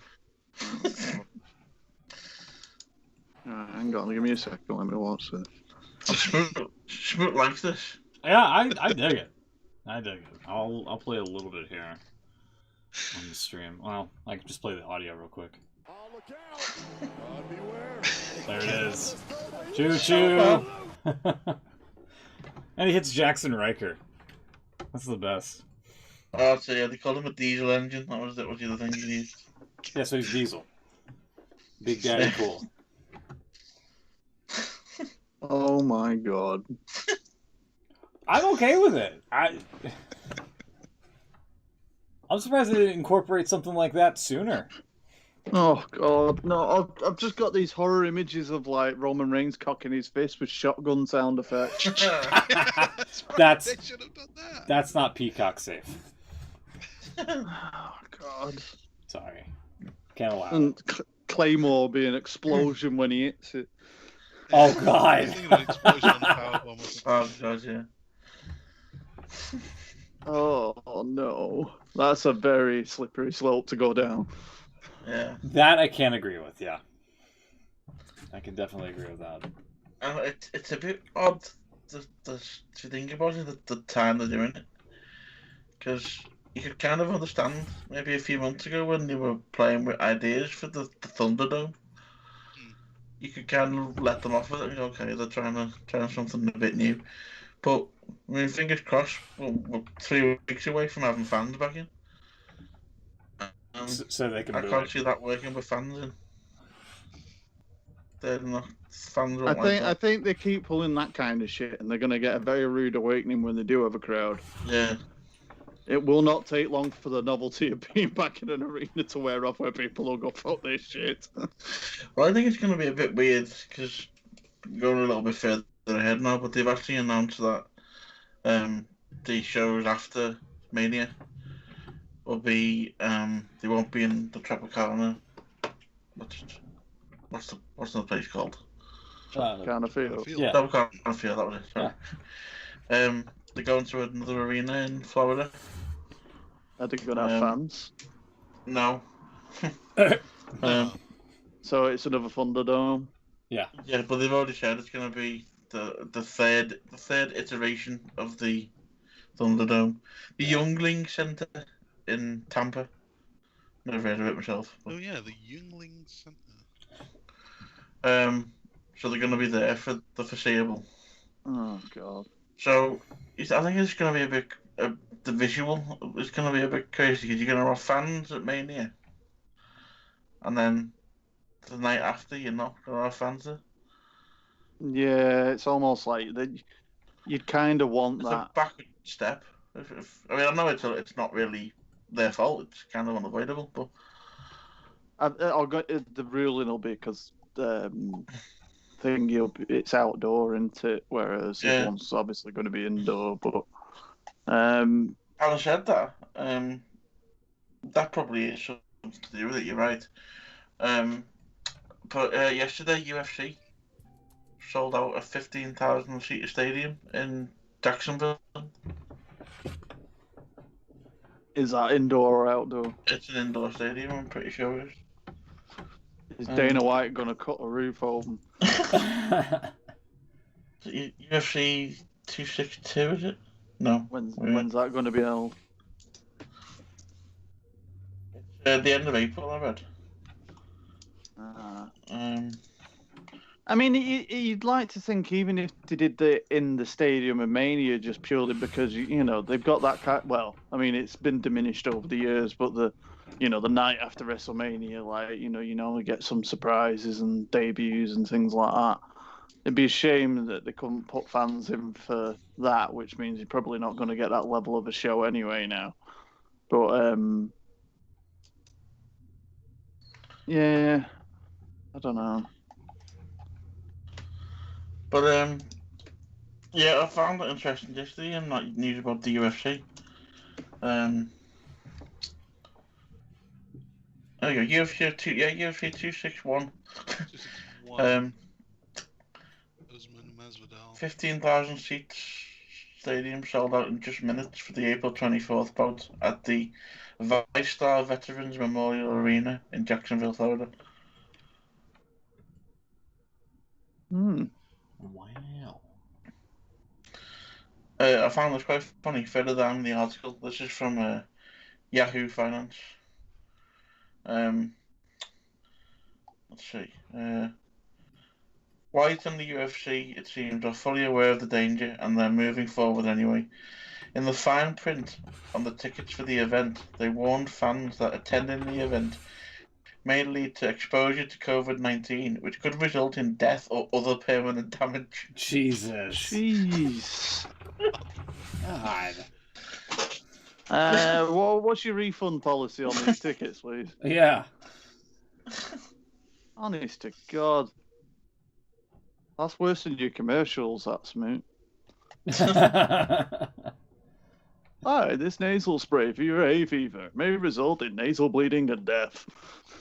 God, it goes into more detail on the site as well. Attendance at the event may lead to exposure to COVID-19 and that contraction of COVID-19 may result in severe and permanent damage to the health of the ticket holder, included, but not limited to, there we go, death, fever, weight loss, irreversible pulmonary respiratory disease, neurological system damage, loss of taste or smell, mental or emotional distress, temporary or permanent I'm staying at home. I was just going to say, enjoy the show. I like that they led with death. Usually they put death at the end. That's the best one. It's always just like the sniffles. You might have a blocked nose and a bit of a cough and a sore throat, and then it gets down to like suicidal thoughts and anal leakage and death. It carries on. Loss of income, loss of employment, loss of financial. Oh my God! Loss of income. I went to UFC 261 or whatever it is, and I lost my job. Yeah. I lost my sense of taste, smell, and my career. Went to the doctor, just woke up feeling rough. I went to the doctor, he asked what my symptoms were. Did you go to the UFC? Night sweats, I lost my job. Oh, that's the Rona. This basically says that literally anything could happen to you. It's got loss of income, loss of employment, loss of financial or other opportunities. Medical expenses which may not be covered by insurance. Cleaning expenses mandatory self-quarantine, loss of licenses. I'm not going. Staying at home. Really covering the bases there. Well, well, funny enough, see, that's in Jacksonville, which is where AEW are based, aren't they? Yeah. In fact, AEW is running their first house show on WrestleMania. Yeah, I week. did see that. Yeah. Yeah. Also, That's on WrestleMania week? yeah, there's a WrestleMania Yeah. week. Yeah. But they're doing a house show on WrestleMania week. Yeah. Aha. You know, for At- all those at Daly's international place. fans that might be coming into the Yeah. At Daly's place, no TV stuff, just a house show. I have a tweet for you here. It's from last year, Uh-oh. but Uh-oh. it's an interesting one. I think you might agree. Let's see. Chucks has got the he's got the voice of Poirot here. Oh. Wow.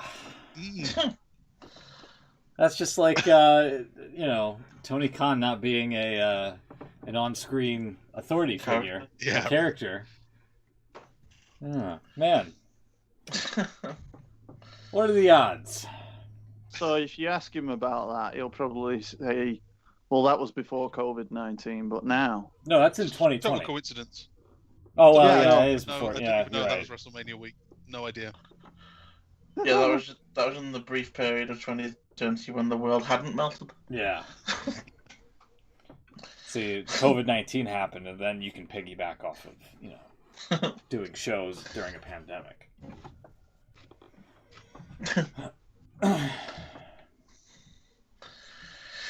So, going back to Raw, they made the match official with The Fiend and Orton. Yeah, Um, that's WrestleMania. Night 2. Did they ever think that they were going to be doing this again at Mania? I'm very surprised they are, because the last one was terrible. That's what I mean. It's like, are they doing it purposely because that one was bad and they want to erase it? No, it's the Fiend this time. That's totally different. Yeah, true. We'll see. Yeah. I don't think they ever fixed that section where Sheamus fell through the screens on the Thunderdome. Doesn't look like it. What, on the night or the next show? On Raw, yeah. Oh, really? Still broke. It still looks like it's broken, yeah. Oh, they fixed the announce table in 30 seconds. Yeah. So, I'm trying to think what else happened on Raw. There wasn't a lot. Is it just a normal match between them? So far, yeah. So far, yeah. So, like, he set him on fire, he's been puking up tar, Mm-hmm. and we're just going to have a wrestling match, yeah? Yeah, well, the strange thing is, like, the telekinesis with the lighting rig and the fireballs and the tar spitting, that was all Alexa. Mm. She's got cooler powers than the Fiend. Yeah. And she didn't get set on fire. She controlled the fire. I mean, We're not getting too deep into this. the Fiend did send John Cena to a different dimension where he might end up on AEW Dynamite.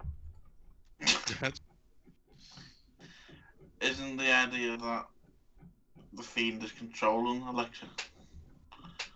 Well, I've never seen him do any of that cool stuff. Well, no. But... It's true. But yeah, I mean, you're probably right that he's got some kind of control. But why does he never shoot fireballs? No, it's a fair point. Fair point. He was It would have been Andy in that Inferno match. Yeah. Would have been over so quickly. He would have Yeah. saved himself a lot of time. Unfortunately, things didn't work out for him that night. Um, Sorry, even in the promos before this. like watching like him melting in the ring. For God's sake, it was just like that's horrific. How the hell can they put that on TV?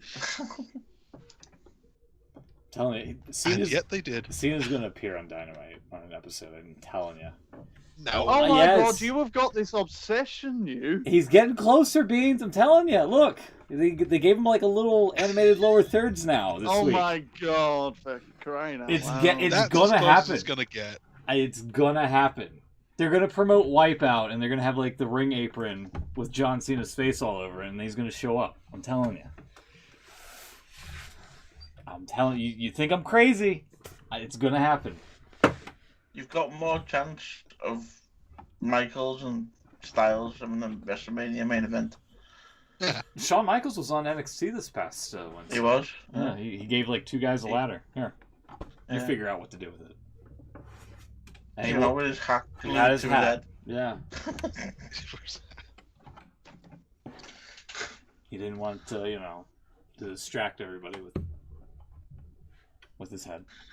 His lustrous locks. Yeah, yeah, exactly.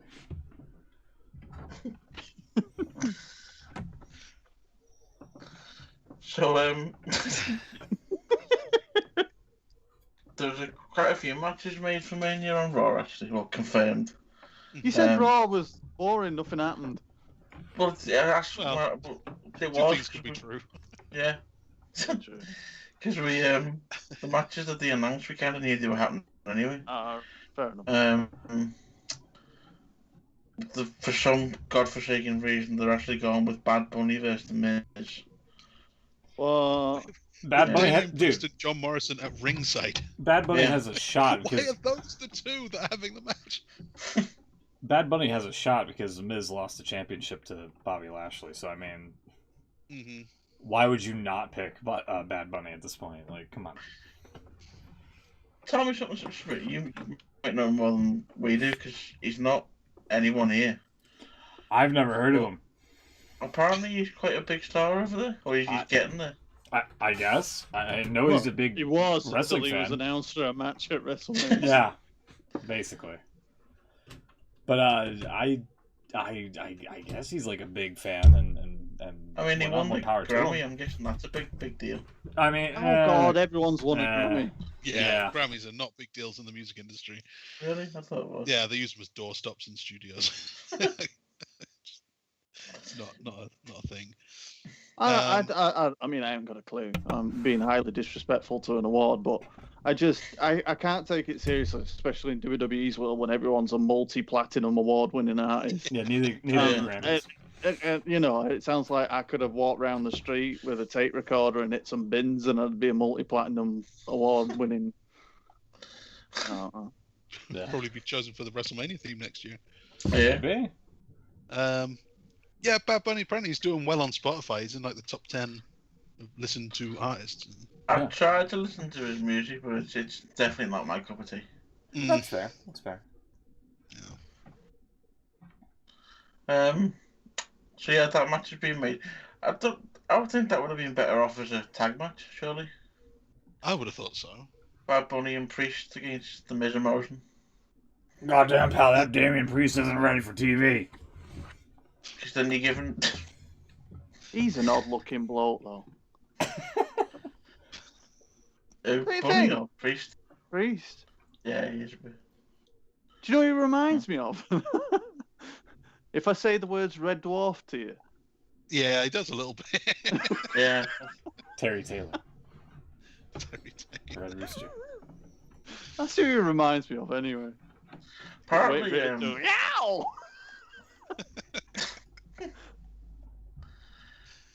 I can't remember who it was. Someone said he's giving off. People are getting vibes of the Rock off him backstage.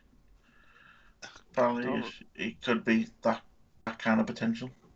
He's 38. Oh, really? Yeah. Okay. He's not the Rock then. If he is the Rock, he won't be the Rock for long. Well, the Rock I see that wasn't in the Ricky Rock for Starks, long, though. to be honest. I think Ricky Starks could be something. Yeah, I've not seen much of him, but what he has been pretty good. Just the way he stands in the background and steals the attention like The Rock used to in the Nation of Domination days. And kind of making the thing about him when it's not really supposed to be about him. He's got some charisma, that guy. Who is he? Ricky Starks, Team Taz. Oh, right, okay. You'll catch up eventually. Yeah. In the next pandemic. Yeah. Right. Third wave. No, I mean next one, like COVID 2023. Yeah. No. And also, the next one's we're not gonna get out of the pandemic. The next is it's asteroid. Yeah, when's that gonna be? Asteroid sometime next year, apparently. Oh, bring it. Yeah. Cool. Bring it. Cool. I'm ready. I've made my peace. Standing on the edge of the earth, holding your hand out like The Rock, just waiting for the fight. Yeah, just bring it. And then if you're lucky enough to survive the asteroid attack, then the Attack? I don't think the asteroid's intentionally coming to attack us, is it? well, you know what I mean. Bring it. Massive coincidence if it's not. Right? What are the chances we get hit by an asteroid if it's not actually aiming for us? We've got a friendly asteroid. Hello, Earth. Hi. I'm here to play. No, The don't asteroid go is there, here. don't go there, don't go there. Ah! But yeah, if you're lucky enough to survive that, then there's a pandemic coming a couple of years later on. So, From the asteroid, is it like infected with something? Probably. Some alien virus. probably from Mars. Ah, bloody Mars. I always knew it would be them. Chances of The anything Martian. coming from Mars are 1,000,000 to 1. Yeah, until Elon Musk goes up there and brings something back. All them I'm Martians only get pissed quoting off for just, sending shit up there. You stop sending us, you shitty Tesla to robot. Mars thing. I was just going to say, is that Tesla car landed there yet? We'll just get a message from Mars. Will you stop sending us, you shitty robot? There's an alien looking out the window at this Tesla parked on the side of a hill on Mars with an astronaut in it listening to loud music going, no, he's still not moved. Should we make contact? No.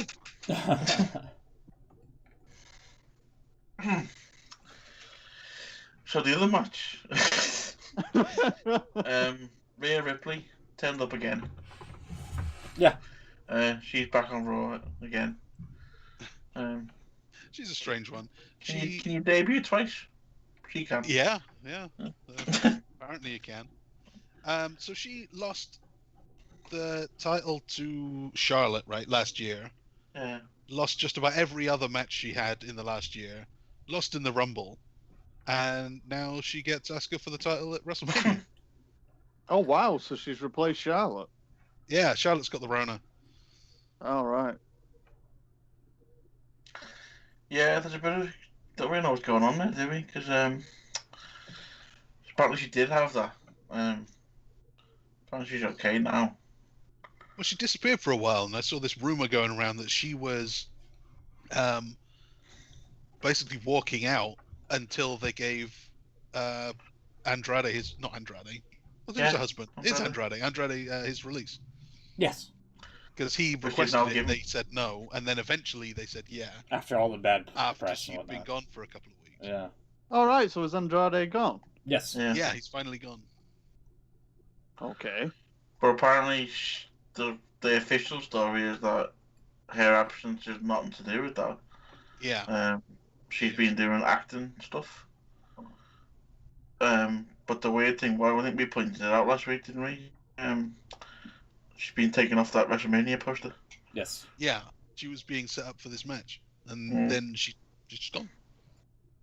So, hang on a minute. So, Andrade has now officially left the company. Yeah. Yeah. And apparently he doesn't have a 90-day no compete, so he could, in theory, show up on AEW this week. So He this probably happened. wouldn't. Is this only just happened this week then? Yeah, I think it was last weekend, maybe. Hang on, Saturday now, isn't it? Yeah. think it would have been. I think it was Sunday and Monday. Much of. Right. So, is there something he wanted to do, and that's why he asked for his release? He just wanted to get out. They weren't using him, so he was kind of done. So 22nd, he tweeted about it. So that was Monday, and then Tuesday, Charlotte tweeted, "I've been tested positive. I've been home resting." Yeah. So it's timing. But even then, you're thinking, okay, she tested positive on. Let's give it a benefit of the doubt and say it was that Monday. Yeah. So it Should be clear for 10 us. days. Yeah, exactly. Should be clear by Mania. So. By now, really, yeah.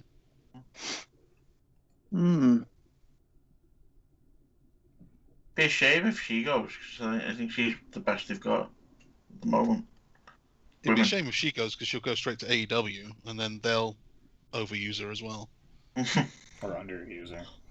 Because they don't really care about the women's division that much. I remember reading the report, I think it might have been the Meltzer or someone, saying that she was, Vince and all the top guys saw it, it was like the Undertaker of the women. She's going to be there forever. Mm-hmm. And she was treated in that way as well. Yeah, I believe it. Things might have changed, but... I'm so sick of Charlotte.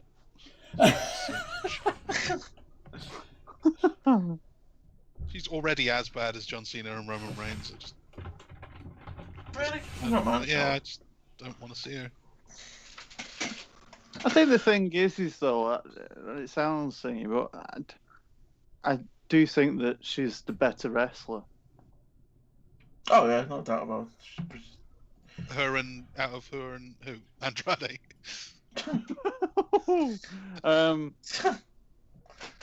No, I just mean like when you see that she's going to be in a big match, it's not that I just sit like in the Cena thing. It's like you're facing the brand John Cena rather than knowing you're going to get a 5-star wrestling match out of it. You might get a good energy in it and passion because of a strong dislike to John Cena. But whilst I understand what you mean about, like I wouldn't say exactly rammed down your throat, but she totally was. When they were building Becky and Ronda, and then they just threw Charlotte in because they were worried that the match wouldn't be good enough. Yeah. And that's not the only time they did that. Yeah. Lots of 3-ways with Charlotte thrown in. Yeah, I 100% agree with Chuck's here. Yeah. No, you got a good point. But I do think that she's in the ring. She's enjoyable to watch in the match. I don't feel like I'm watching just the John Cena thing. Not until the final bell, anyway. Yeah, I was with you. She's good. I just don't enjoy it. I don't always enjoy good wrestling. I want interesting wrestling, even if it's not good. Yeah, I know what you mean. I think you've said similar things before. That, like, just pro wrestling for the sake of pro wrestling is not really my thing. Yeah. Give me something with, I don't know, storylines and characters and wackiness. Well, I've always said, look at the guys like The Rock. They were never the best in the ring. But they were good enough and super charismatic. Yeah. I was more entertained by Rock and Austin singing together than I ever was from I think any of their matches.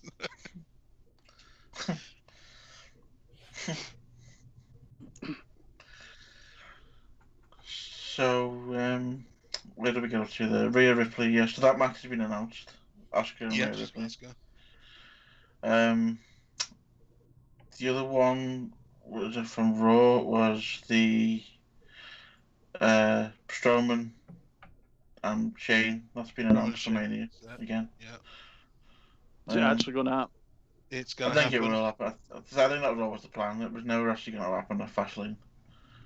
And then New Day has AJ and Omos. That I saw announced on Fastlane, and I have absolutely no idea what. I just feel it sounds awful, and no disrespect to New Day, but it just feels like a complete waste of AJ Styles. Yeah, I can agree with that. Yeah. Fair enough.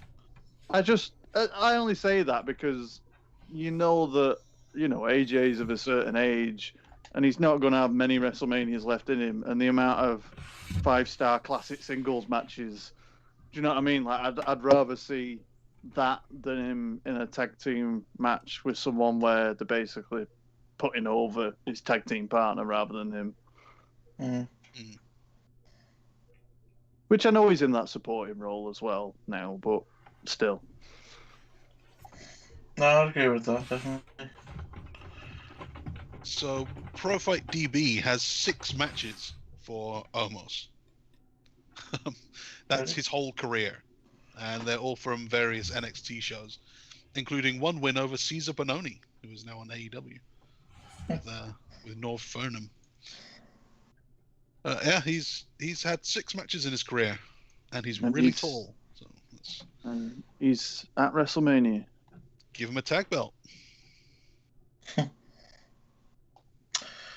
The thing that come out of Raw, the main event was actually it wasn't the main event, was it? It was on the show. McIntyre against Alexander and Benjamin. If McIntyre won, they'd be banned from ringside at Mania, which he did. So it looks like they're teasing the split of the hair business already, which I'm not a big fan of. Not time. Yeah, just far too early for that. There was the Raw started with Sheamus against Lashley, and Alexander and Benjamin kept getting involved, and Lashley wasn't happy about it. And just little things they were doing that sort of he wasn't happy with what the rest of them were doing. So you could see, and MVP was trying to calm him down, and you can kind of see where it would be going if that's what they're going to be doing. That'd be a shame. Yeah, I think they've just got it right now as well. I wasn't a big fan of Lashley. I've never been a big fan of him, but I think they've got him just right at the minute. So, can I just ask then? Is he a baby face now? No. Him and the hair business are all heels. Right. But that was like he seems to be honourable in some way. He wanted his match to be fair. Yeah, fair enough. Yeah. So he has that. So, but yeah, no, you're right. He's still. But then later on the show, McIntyre's obviously the face in that match. Later on the show, he was backstage shouting at all the mid-carders. Yeah. Saying if anyone could take out McIntyre, he'd give them a title shot. Oh. So nothing came of it yet, unless someone's going to try. Did he do it in it? Did he do it in his squeaky voice? He didn't know. Oh. Sorry, he never said he'd give them a title shot. He said he'd give them an opportunity. Oh, a championship opportunity. Yeah. There you go. I thought you were going to say an opportunity to ask for a championship opportunity. And then what about SmackDown, the land of opportunity? Well, Not that one. so on SmackDown we've got Apollo was set up. that was set up, yeah. Owens and Zayn apparently are going to have another match. Yeah, Wow. 7 days. What? Yeah, I thought. Yeah, and they're trying to get something- Logan Paul involved for some reason. He's gonna be on SmackDown on Friday. Oh, Logan no. Paul. Fuck that. No. Fuck that. Yeah, Fuck that apparently- garbage. Oh, for fuck's Basically, Sami Zayn's had this documentary team following them for the last couple of months. Just because apparently he thinks there's a conspiracy Yeah. against him. So he gets somebody that filmed a dead body hanging from a tree in a forest somewhere. So the story is Kevin. I'm sure there's many other documentarians that he could have got in touch with them fucking Logan Paul. Yeah. So yeah, but the story is Kevin Owens is basically trying to tell him there's no conspiracy. You just shit. But obviously Sami Zayn's not having that. I think he sent a tweet to him or something to Logan Paul. Yeah. And now they announced on last night's SmackDown that he's going to be they're doing a red carpet premiere of the trailer for the documentary. Great. To which Logan Paul's going to be in attendance for. See, I tend to agree with you guys. I'm not a big Logan Paul fan. Yeah, he's a But fucking if idiot. anyone's going to draw ratings, it'll be him and not Bad Bunny. Yeah, because that's what wrestling needs, is just more dumbass fans to be like, oh, wow, Logan Paul's so great. I've heard the name, but I don't know who he is. Yeah. If the idea is to get people watching, then that will do it. Bad Bunny Yeah. It's not, but apparently isn't doing it. they're not going to stick around, though. That's the problem. No, they're not going to stick around. Because they're not. The show sucks. Yeah, they're just going to spike the rating number. Problem. Yeah. They're just there to spike the rating number, and it's terrible. I've genuinely don't know what's he do. Where is he? Who is this? He's I YouTuber. He's know just the a name. YouTuber. He gained fame because he went round to, was it China or Japan. Japan. Oh, Japan, sorry. That was Japan- the big controversy. Yeah, and he acted like a They're what complete idiot. Yeah. So it was a forest that was known where people go to commit suicide, and he filmed himself walking around it and filmed someone hanging from a tree. Yeah. Mhm. And then he genuinely thought it was okay to put that video out. And he And kind of I've got glorified it. Yeah, I've got to say I'm even more kind of just disgusted with the whole thing of him and his brother. Uh, Yeah, I've just seen it all on the Twitter feed today come up this morning with him with his fight with I can't remember his name, Ben thingy from is this how Old far Jeff. boxing has fallen? But this is what it is. It's just like these. No, fights this is all the not time. what it is. This is not what it should be. No, I know that. But what I'm saying, it's just this is the argument, isn't it? It's just it's all these YouTube people getting involved in things that they're not in any way masters of, or I mean, yeah, I don't know. I don't even know how to describe it. I saw that press conference thing and saw him spouting shit, and it was just like, and it's all like a child, and it's just like the mindset and attitude is of there's no repercussions for their actions kind of thing, and the sheer fact that now Logan Paul's getting involved, that's just really disappointing.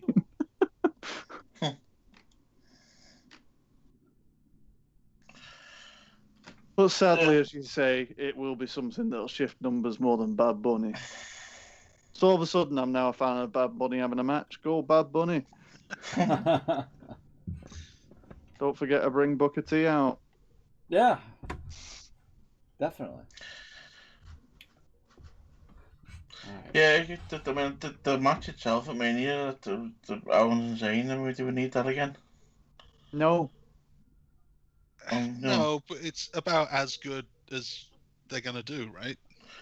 Well- What else can these two do? Well, yeah, there's that argument. I understand that. But I just, the thing with any of it is like, we were excited to see them have that match initially. And then I think it was even done before that WrestleMania match that they did have, which kind of ruined the spectacle of it. But I just don't believe they're going to get the time that they want to put on the match that they have in their mind. It's Kevin. Yeah, I know what you mean, actually. Yeah. Because they, you know, the mates, they've had, you know, the proud of the fact that, two best mates come into the company, a place they dreamed of getting to, and they get to share the ring and do it together. But what they have in their mind for the dream match that they have is a 25-30 minute, 5-star classic WrestleMania match for the ages. And in reality, it's something that's going to be put either on a kickoff show now or something that's going to be given 10, 12 minutes at most. The problem you've got now as well is Kevin Owens is fast becoming a Shane McMahon character, where any match he has is just an excuse for him to jump off something. And because that's all this is for now. He's going to jump off that ship in the stadium. Jump off the pirate ship. As long as someone does. He said that last year, didn't he? Yeah. He said that himself. That's what he wanted to do, and obviously he couldn't. So, that's the whole point. The whole point of a Shane McMahon match is he's going to jump off something or do something soft. Now there's two guys that are going to want that ship spot. Yeah. Who's going to get it? Oh, they're on different nights. Shane can do it on night one. They And can both do Owens it. can do it night two. I'm going to say, so they actually announce what's on what night? Yeah. I'm going to say, Some of they them would have, have yeah. to do that for Actually, yeah. things. So Yeah.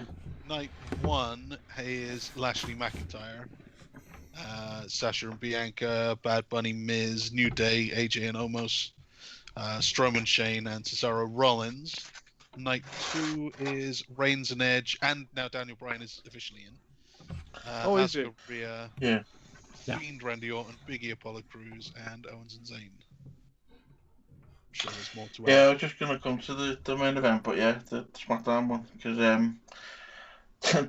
Daniel Bryan basically said at the start of the show that he wasn't going anywhere until he was sorted out, because his argument was that he made Reigns tap at Fastlane, which he did, and so he should be after the title shot at Mania. Obviously, Edge didn't like that idea because he won the Rumble. Daniel Bryan had a pretty good idea, actually. I thought it would have been quite good if he'd have done it. He said, because he said they should have Reigns and Edge should have their match at night one, and then the winner should face Daniel Bryan on night two. But neither of them liked that idea for obvious reasons. And then it was a bit anticlimactic because you could kind of see where it was going straight away. Adam Pearce surprised he didn't do Kevin Dunn's clocks. He spent all night saying I'm going to make the decision at the end of the night. So it was a perfect opportunity for one of his clocks to show up, but he didn't do it. And then he announced the triple threat match at the end. And then it looks like Edge might have gone a bit heely because he basically turned on everyone. I was just going to say that was the vibe I got from Fastlane, which worried me a bit, really. Yeah. Because he'd snapped and... I don't know, I just think... His argument is that it's a fair point, I think. If you're going to treat it as a legit thing, he won the Rumble, he should get the main event at Mania. And that should be it. But then Daniel Bryan's got involved now. And he hasn't really earned his way into it, whereas he did. So... But that's it, like, you'd think that in the storyline, Bryan's been added to make some spectacle for the match, but because Edge is the overall babyface who won the Rumble, he's likely going to be the one that walks out with the title. But now you've put this element into it, and it's like, well, now I don't actually want to see him win it because he's being a bit of a bitch character in it. Well, the story I read, I don't know who reported it, it might have been Meltzer, I'm not sure, but the theory backstage is that they were worried for that reason, that they didn't think people were going to cheer Edge. They were going to cheer Bryan. They were going to cheer Reigns, apparently. Imagine that. They were worried that Edge is looking old, which he is. He is, and that people would favour Reigns now, because this return hasn't been great for Edge. Why has so it they're been going great? back to WrestleMania 30. He hasn't done a lot, really, has he? Apart from win the Rumble, he's not really... Well, I don't know what else they wanted him to do. Just be a bit more Edge, I guess. It's just kind of a bit there. Don't really know why he's there. I don't think anyone's really excited for him anymore. You know, he's been done the comeback.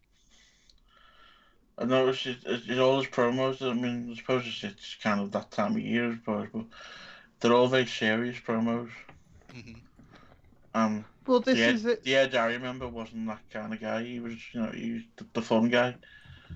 He'd have a bit of a laugh about things. Well, this is the thing that, because like when you're playing up the storyline of, like when they bump into each other backstage, Edge and Daniel Bryan, they're like kind of like, oh, wouldn't it be good to have a match kind of thing, and that's cool because I like the fact that you've got a babyface versus babyface storyline there, and you can have mutual respect and things like that. But I hate the fact that they feel that they've got to turn someone to make something more interesting. Because it's like, why can't you just have two people that go into it? And WrestleMania is the perfect point when you can have that storyline.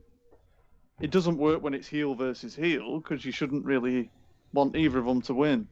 But yeah, I don't see the problem with doing babyface and babyface, but they just always avoid it. Yeah, and I don't know if I feel like I even said this after Fastlane. It's like all three guys have had their WrestleMania moment and have all overcome their own obstacles. Like Edge has overcome the fact that his career. A doctor just basically said, "Hey, your career's over," and yet he's returned from a career-ending neck injury. Roman Reigns, leukemia. And, of course, Daniel Bryan also said that, hey, you can't wrestle anymore, and he already also had his WrestleMania moment, which is, I mean, again, the fact that 2 out of the 3 for this main event is, wrestling and competing when their careers were told that, hey, you're done, is remarkable. But, however, I can't get invested into it. I'm sorry. Like, it just doesn't... Edge is great, but I don't think he should be challenging for the was it Universal title, WWE title, whichever title it is that Reigns has. I'm sorry, I don't see it. Bryan hasn't really... I love Daniel Bryan, but he's another one that's just basically a guy that can help elevate other talent on SmackDown or Raw or whatever to help, make them into a star and things like that. If you think about it, it wasn't that long ago he was doing silly backstage skits with Otis. Yeah, that's true. And that was literally like 3 or 4 weeks ago. Yeah. I think it's just mainly they don't know what the hell to do with Otis now. Well, yeah. So. Less shit about him, the better. I mean, I can see why Edge is in this. I see why Edge is in the main event of Mania because it's the thing like you say. He's come back, and this is possibly his last run. Yeah. So I don't really have a problem with that, but like you're saying, he's not done a great deal since that. Not nothing.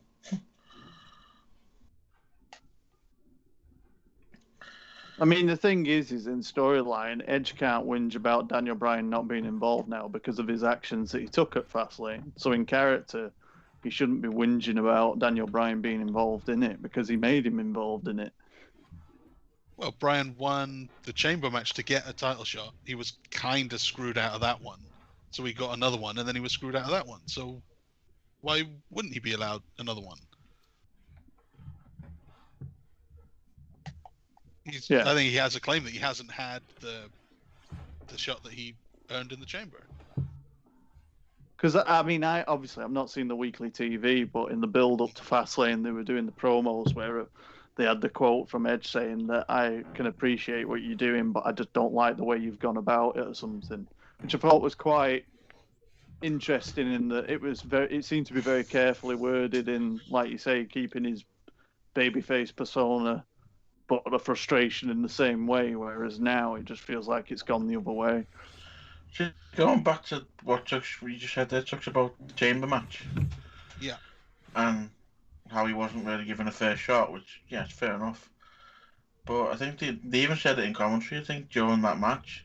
Anyone, if you want to take it as a legit thing, anyone going into that match knew what was coming.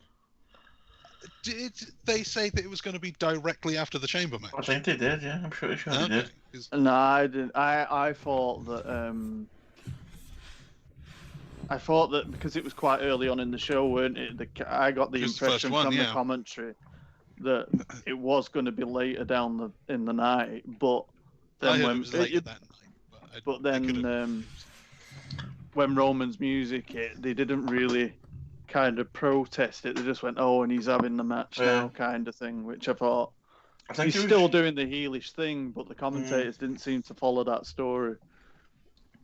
I'm sure it was Corey Graves or someone said quite a few times during that match, anyone going into that chamber match knew what they were getting themselves into, and yeah, even if that is the case, I'm sure you're right. But it's still a screw job. Like that's why they did it, and it just was like it still wasn't a fair thing. And the funny thing is now Bryan was screwed by the exact same thing that Edge did 15 years ago, cashing in the Money in the Bank after the Chamber match. So if anyone has no right to complain about screwing the guy, not getting his title, stealing a title match, and that's exactly Edge's deal. So yeah, I mean, you're probably right. He knew it going in, but you've still gone through a chamber match, which is supposed to be very difficult to win, to get a shot. He got the shot, and it wasn't. He's got a reasonable complaint. Reasonable enough, at least, to be given another shot at Fastlane anyway. So someone obviously thought so. And then Edge screwed him out of that one. Having said all this, I think that the triple threat match should be a decent match. I think it'll probably be, it could be, the ingredients are there for an epic triple threat match, really. But, like you say, it's just that it just frustrates me that they've got to go into that match with that dynamic that the only person you really now should be cheering for is Daniel Bryan. When in reality, I think this whole thing's being set up for Edge to win the title. No, I think they're just doing exactly what they did, was it 7 years ago now, when Batista came back. They thought he was going to be the guy. No one cared. And so they put Daniel Bryan in. They're just doing the exact same thing again. I mean, I ain't got a problem if Daniel Bryan wins it. I think that's great. I don't think he will. I think Rangers will. Yeah? I don't think Rangers losing it yet. Huh. I can see him being another champion for a long time. I mean, there's still that thing of this still feels like a build-up for him to face The Rock, and it would make more sense if he retains the title all the way to Mania next time. I think they're building up this head of the table gimmick. I think that's probably the best thing that's come out of WWE since the pandemic started. What they've done with Reigns. Yeah. Oh yeah, he's as much as his teeth irritate me. He is by far a lot more. And the thing is the pandemic's helped as well, because whilst he's got to be a bit careful with it, I think, but the talking in the ring in the matches all the time, like there's a narrative to every match that he has on pay-per-view, which is very similar in the fact that he's just telling someone always to stay down and, like acknowledge who I am kind of thing and all that stuff. But I think that wouldn't have come across as strong, I don't think, in front of a crowd. No, it reminds me a lot of, and it's no bad thing, it's a good thing. It reminds me a lot of Triple H. The way his mannerisms and the way he's doing this, the whole heel character. He's definitely either watched a lot of Triple H, or he's getting advice off him, because he's definitely a bit of him in there.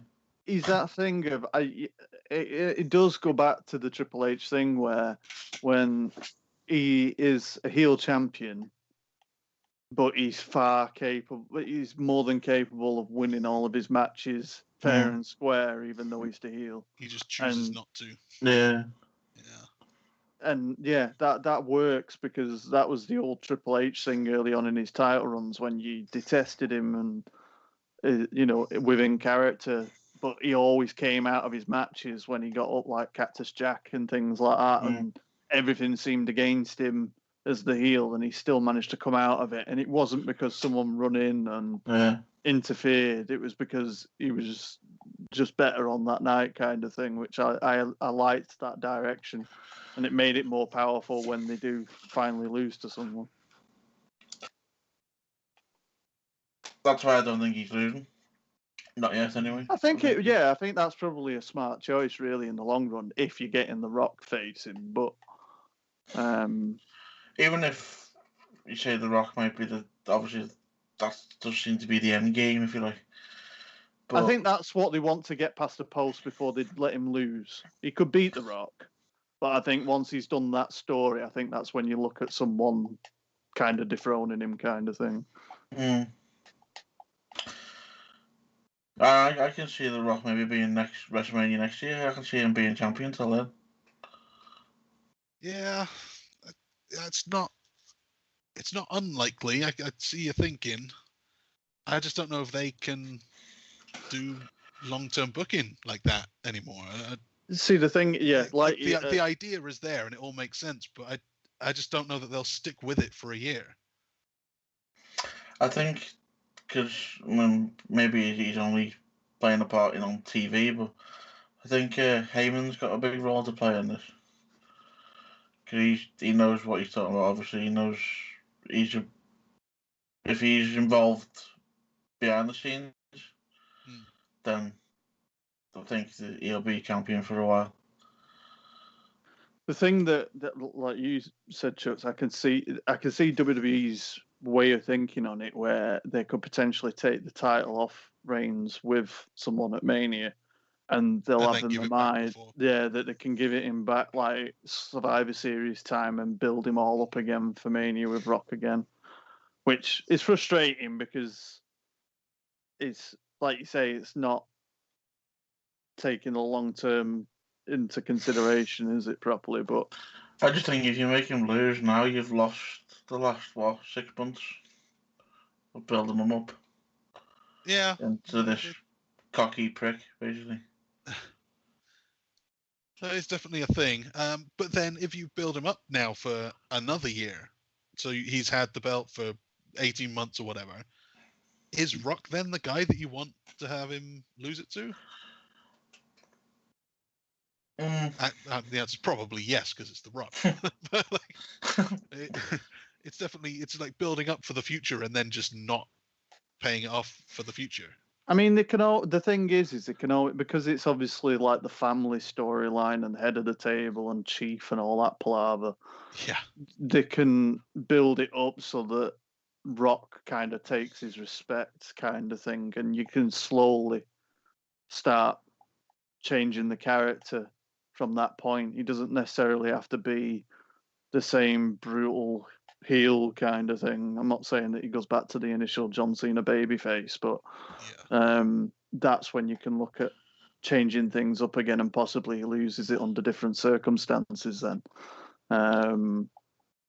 The other thing is, does he need the belt for that Rock match? Because he's still the head of the table, whether he's champion or not. But again, it's that thing of it depends on how he loses the title and kind of what they do with him when he does lose. You know what I mean? Because it's if he loses, it'd have to be closer to WrestleMania to set up the Rock thing. But if at some point he loses and then kind of flips out and can't take it, starts acting like a bit of a bitch and throwing tantrums and stuff, that's when Rock could come out and say, dude, this is no good. And then you don't really need the belt involved. It's just a personal thing. You're trying to be the head of the table and you're not acting like, the head of the table. And that's a self-contained thing, and the belt can go and, be on whoever. You can do that, but then you can't also do that this year and then pay it off next year. He can't be like freaking out about losing for a whole year. No. But also as well, it's like, well, what kind of shit has he pulled that's gone way over the line since then, and why when he loses the title and he starts having a whinge about it, does Rock think that he's crossed a line then, if you know what I mean? Yeah. If he had his beef with him, it'd be at this point when he's done all the thing with the Usos and, all that kind of stuff. So he's not happy about it now, but he's just not going to do anything until he can. Yeah, do it in that's what I front of mean. 100,000. Yeah. So I don't know. They've got to be careful. I mean, the obvious thing is it reaches a point like if Roman Reigns was to win at Mania and he carries on and he reaches that point where then he gets towards next Mania and he starts pulling out the card of I've beat everyone now. There's no one left. I'm the best person in wrestling. No one, even in my family or what. Like some element of family comes into it, and then obviously you're going to get Rock come out. And like you say, Rock doesn't have to necessarily beat him. It's just putting him over again, isn't it? It's like, you could do the usual WrestleMania handshake at the end because they've earned each other's respect kind of thing. But I do think that it'd be more... And I think the story would have more meaning if he was still undefeated as champion when he went into that story, but don't necessarily have to.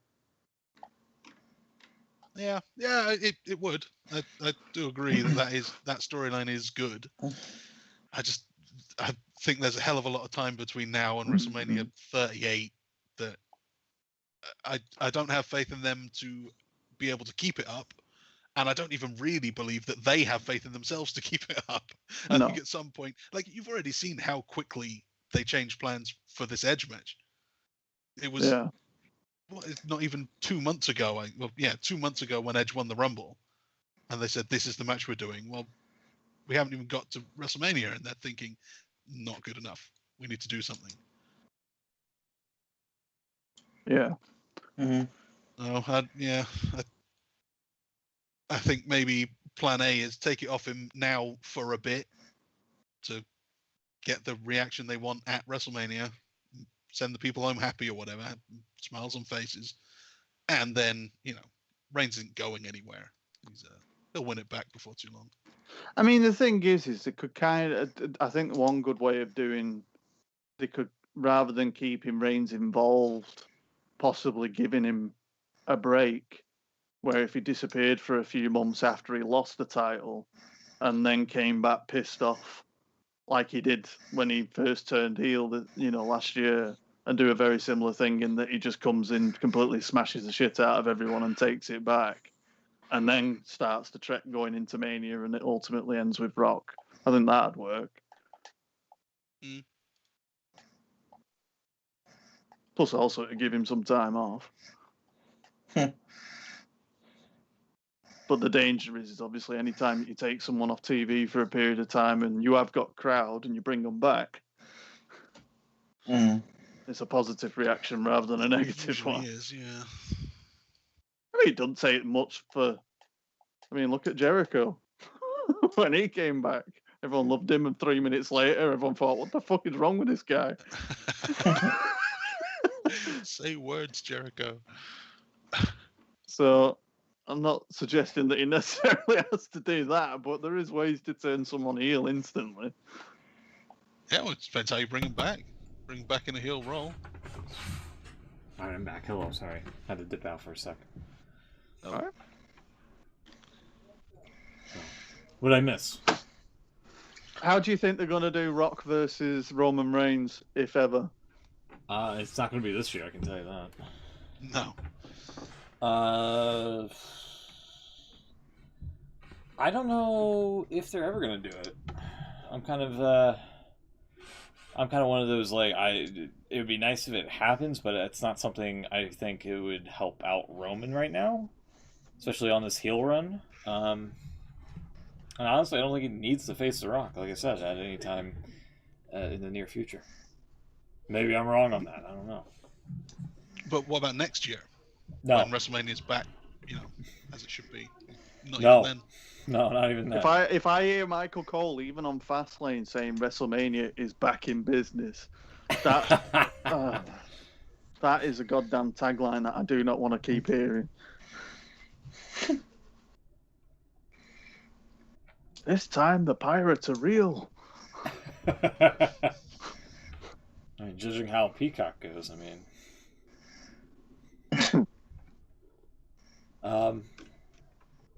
yeah, I don't know. Is there anything else that you guys want to discuss before we wrap up? And It's now 3:20. Yeah. Jesus. Yeah. We've been going for 2.5 hours, Yeah. so I think we should. And we've added an extra hour in there as well. Yeah. do hit the subscribe button. I feel an hour older. Yeah. But the only other big quick news was Great Khali and Kane are going in the Hall of Fame. And RVD. Has he been announced yet? Not been announced, but Paul Heyman basically spoiled it. Did he? Yeah, I'll find that. So, no Daniel Bryan then? Yeah. No, it looks like that was a mistake. Goddamn, pal, you're going in next year. The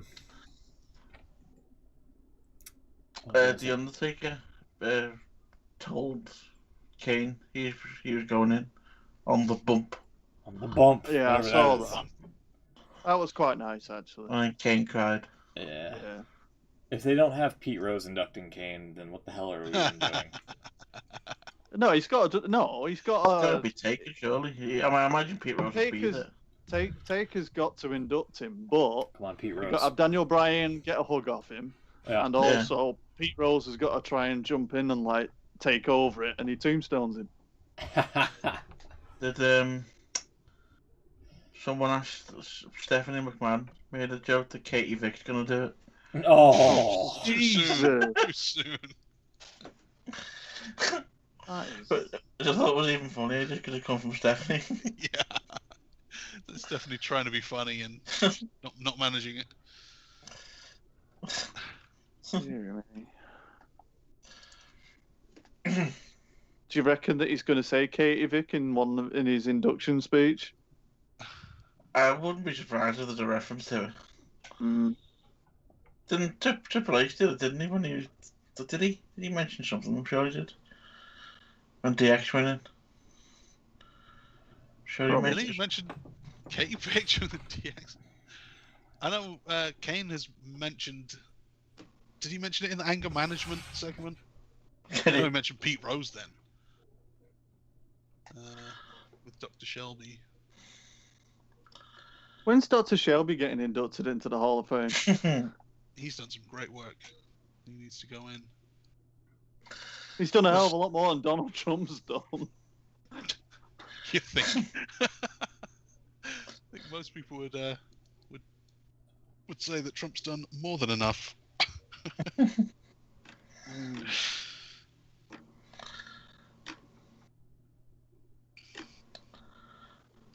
Is RVD going to accept his induction and come out for his speech with a spliff in his mouth?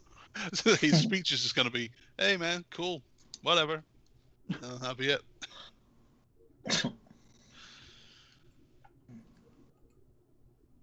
See, if it were me, right, I'd get rid of that tag match with Kofi and New Day and AJ and Omos.